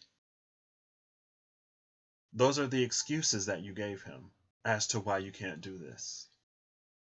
Now you're not in classes and you're not working. You're a little hungry, or a little hungry. I was never starving. If I was, I ate a 3rd pack of noodles. What I ended up doing was I would get like $5. There was a Little Caesars, like a 14-minute round trip. It was like 7 minutes there. I would just walk to Little Caesars, get a $5 pizza, and eat it over 2 days. Rent was a bigger issue, but thankfully family and friends came through for me until I was out of that situation. And in March, I had signed up for a summer job that started in May. One that I didn't really want. It's like I wanted to do something more. But even though I didn't really want to work that job, I didn't want to go back to that because it was my plan to not. It was my plan to move beyond. And I was like, I don't want to do that. Something within me knew, however, that like I knew that there was going to be somebody that I met that summer in that job. I knew that there was going to be somebody that I worked with that it was going to be so important for me to know. That's the person who I saw in the dream. That person was in my terminal group. That's the first person I reached out to. I was like, I'm going to look at your faces and I'm going to memorize who y'all are so that when I wake up, I remember. Because I knew I was going to wake up from the dream. That's the first person I reached out to. When I watched, so I didn't participate in commencement, even though I completed my degree requirements because of the way the situation worked out. By the time I found out about it, I was like, I'm more concerned with getting my degree than having my name read or than walking across the stage. It's the degree that's actually important. It's the degree that allows me to do things, the commencement, the ceremony, the formality. It's a formality. It's a nice one, but it's a formality. The one person I recognized in that, because they replayed footage from a previous commencement, was the person I met that summer, was the first person I reached out to in a dream. I sent him a video. I was like, wait, is this you? I was like, I'm surprised I know somebody. He's like, yeah. He was like, wait, let me see. Like, yeah, that's me. I was like, wow, that's crazy. I'm like, I'm so glad that even though my name wasn't read, I was glad to see somebody that I recognized or knew. He was the person that I met that summer. Now, there were a lot of amazing people I met that summer. A lot of people that I met summer 2019 that completely shifted the trajectory of my life for the better. It's also that person who was on my case enough that in the moment where I needed to act to secure my place on campus, I did. And that was a whole nother manifestation creation thing where literally the people on campus, literally the people who worked in the housing department, told me that there was no way I was going to get back on campus. But I knew that I was. And for me, there's a difference when I'm like trying to manifest something and when I know something. And I knew I was going to get back on campus. Just like the knowing that I sit in now for the direction of the collective is one that it was like manifesting into knowing. But it started as manifesting. The knowing came as a result of how energetic systems work, I guess. And that I would have the collective experience of progress, of movement, of better, instead of falling away to global catastrophe beyond the pandemic. No, absolutely not. It would be so laughable if that were my experience. No. Just like, I don't know. And it's not like laughable as in like whatever, but it's just like, if I look at everything from the position at which I stand, top down, there is nothing in the top down view that I see that will result in that. There are a few things that are there are quite a few things that I see on this level, on the 3D on Earth, that is like, I can see how people would think that these circumstances will lead to that as an outcome. But as an overall picture, like, no. I can see why you would think it would lead there, but it won't. That was me coming into, I guess, my Empress energy. She's a fighter. That's that warrior that was forged on the battlefield of decades of self-induced misery, reaching my Ten of Swords breaking point. Like, I broke to the point where I started chasing the things that made me the most uncomfortable, that actually depressed me. I started chasing the very reason why I was depressed to that point in the first place.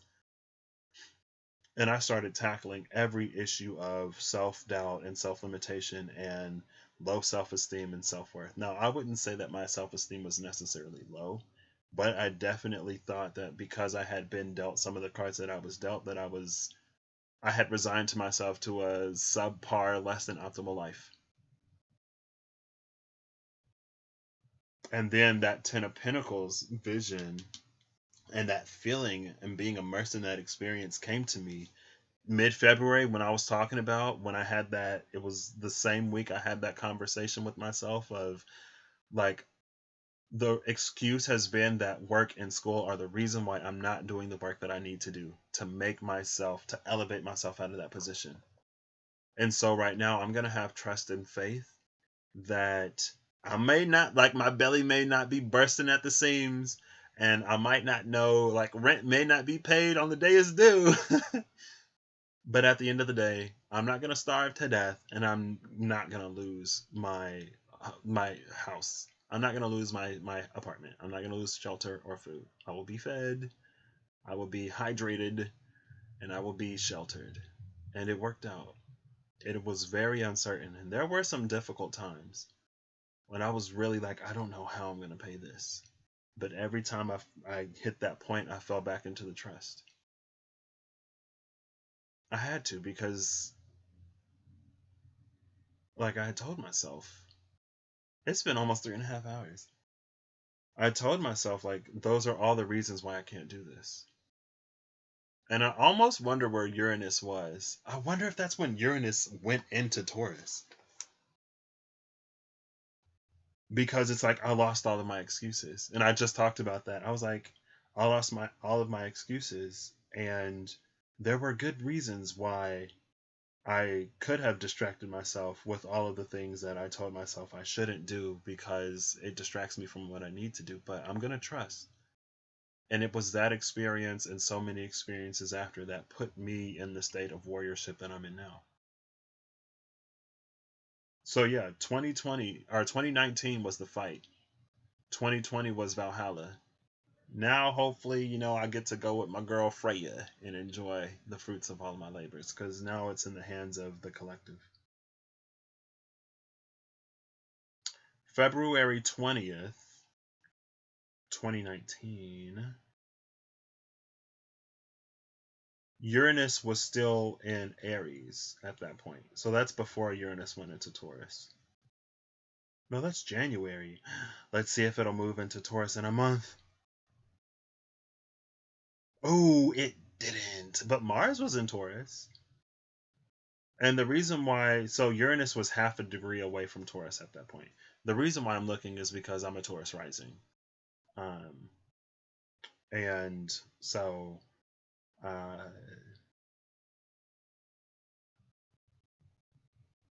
everything is like a degree away. It's not 2 degrees away from my rising right now.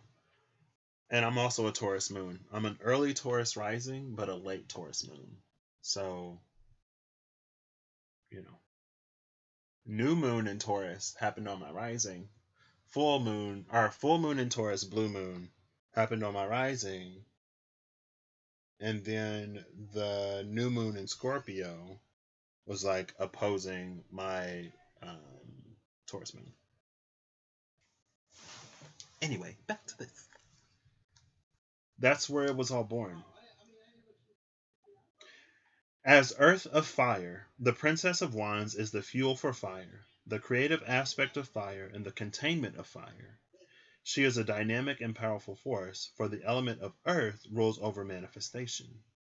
Here is will and energy becoming reality, power grounded in action, and passion fueled. This princess adds more wood to the fire, and her containing and limiting nature, for Earth binds us in one place, makes it even hotter. Just as the fire in a furnace is hotter because it is contained. Her energy never ceases. She is self-fueling and therefore achieves anything she desires. Since fire is the element closest to spirit, and earth the element furthest away, the Princess of Wands represents the link between potential and manifestation, between heaven and earth. The Princess of Wands, the Egyptian goddess Isis in the Tarot Apocalypsis, is the process of creating through an act of will or a direction of energy. She is the dynamism required to create and the ability to focus one's energy and will so that it can burn more brightly towards a single goal. Further, she brings to life all that may have been slowly decaying or becoming stagnant. Yes, sir! Yes. I'll be done soon. 1 second, y'all. Oh, he leaving soon? Oh, okay. So we're going to wrap this up. So last but not least is the Ace of Wands. The Ace of Wands is Ra, before the sun rises. I know that because the Three of Wands came out in the video that should now be live on my Legacy channel. I'll read it real quick and then I gotta go. It's interesting that the Lovers is at the bottom. I think the Lovers at the bottom of the deck for me symbolizes the series of choices that I've made this whole time. I could have chosen to stay depressed. I could have chosen to make that choice that I can't unmake. I could have chosen misery and to give in to the darkness, but I didn't. And because I made the choices that I made when they were as difficult as they were to make it for me, I was good last year when everything was difficult for a lot of people. Because I was already resolved within myself. And one of my friends, I forget, I know what his name means, but I just love it when he tells me what it means. And his name means like, it's like resolute one, or like one with resolve. And his friendship has been one of the hardest, most rewarding ones that I have. And it's like, when I met him, I had given into my fate. I had succumbed to it, lost any and all will to fight in those moments. And when he would try to like spur me to action, I would be like, you're not listening to me. I've already given up. I didn't say it that way, but that's basically what I was saying. And that's definitely a relationship that was forged like a blade through fire and plunged into the icy cold water. Okay, let me hurry up because he's about to leave. Okay. Anyway, that's something that I had to incorporate within myself, that warrior-like resolve. You were born from the desire of the universe to be not one but many. To give you form you were raised from the red earth, but to give you spirit you were pulled from the stars. Your becoming is inspiration in its truest sense. At the moment you took your first gasp of air, you inspired, sucking deep of life. This first inspiration taught you to want, yearn, and desire. You know unconsciously that you need to feed the fire within as much as you need the air to breathe and the ground beneath your feet. I am the vigor that pulses through you, the implacable and tenacious. Implacable is like insatiable, like to be placated. Okay, anyway.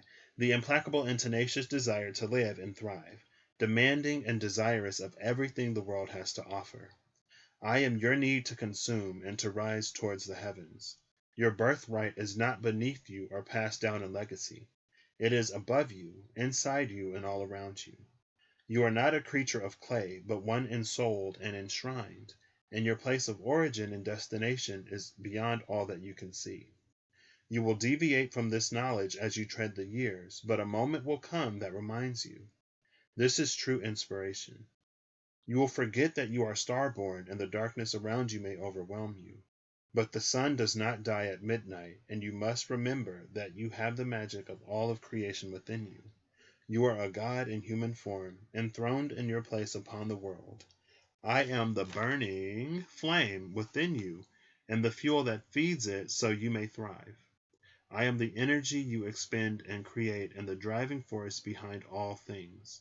You seek divine inspiration, but to be inspired is not to be gently coaxed into the attaining of desire. It is to be set on fire. And coming after Isis, who's I'm the gentle coaxing of life, it's like this is all that which lies beyond this. This is that which would incinerate this for the power of its intensity.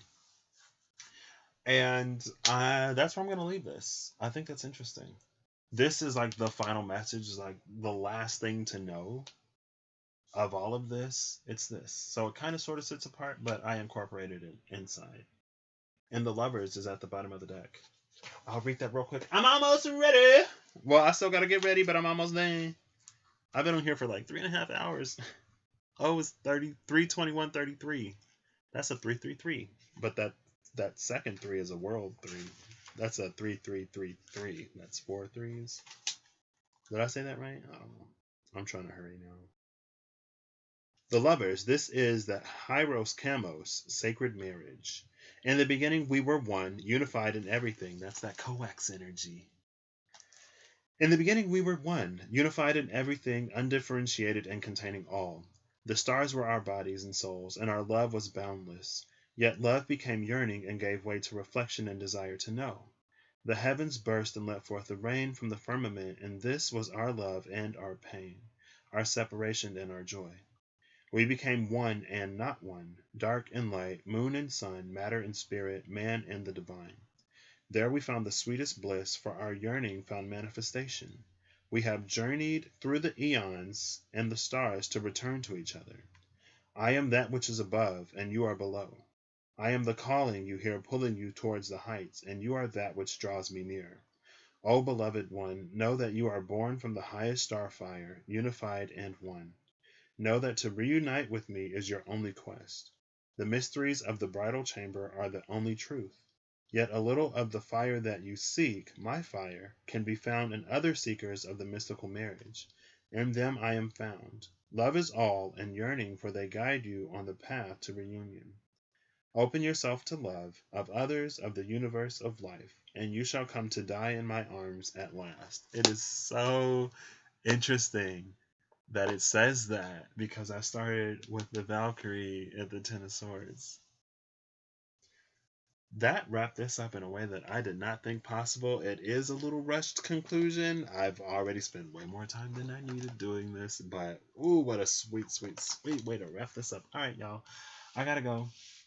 I am gonna do a final card, because y'all know I'm not gonna necessarily read it, but I'll leave you with this. How's that sound? Oh, okay. Yeah, I think I am going to share this over to the Legacy channel somehow. I wish I could, like, just post it as a link to this. If I had a community tab, I'd just put it on that. I don't necessarily, like, I kind of wish I had a community tab just to be like, hey, look at this cool astrological thing today. But that's fine. I don't necessarily know if I want the following to have a community tab. I'm so bad with keeping up with checks. I'll get better at it. All right. Oh, who was that? The Five of Pentacles just made a whole bunch of noise. He ain't come out, though. I shouldn't have said that, because now it's going to come out. It's fine. Okay, one more. Oh, got it. Thank you. It's the Ace of Swords. Bottom of the deck is the Ten of Swords. Consolidating the Ten of Swords down to an ace. Numerologically, they're the same. But we can't accept the fullness of the ace without accepting the fullness of the 10. It's like two sides of the same coin. With awareness comes pain. But with that pain and awareness comes liberation from the pain. So, you know. And I don't think there's a crown on this Ace of Swords. Which is interesting. There's no crown on this Ace of Swords. There are some runes here that I think that one's fish. That's like abundance. Some of these I should know, but I don't. There's the N, there's the B, there's the P, there's that branched one, there's the X. They're like all here. Russ would know what these mean. Dagaz, Manaz. Wait, is that one Dagaz? No.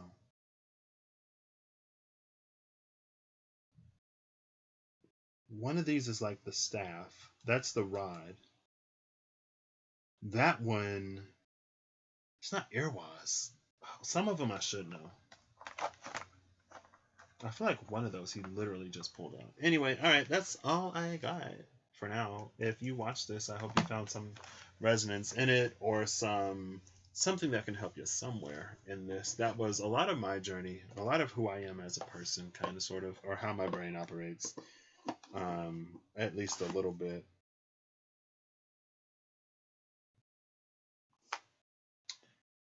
Oh, I was like, how does this work? Oh, girl. Oh, girl. Oh, come on. I need all the cards to, like, stay in the box. I'm Dorothy. You're Total. Get in the basket.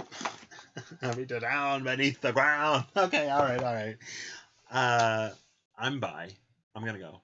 I hope you have a good whenever you see this, and I hope you're acting in alignment to make it even better. I hope you have found some resonance in this, or some entertainment in it, or something. I don't know. Whatever this can do to help you, I hope it did. And I'll catch y'all later. Bye.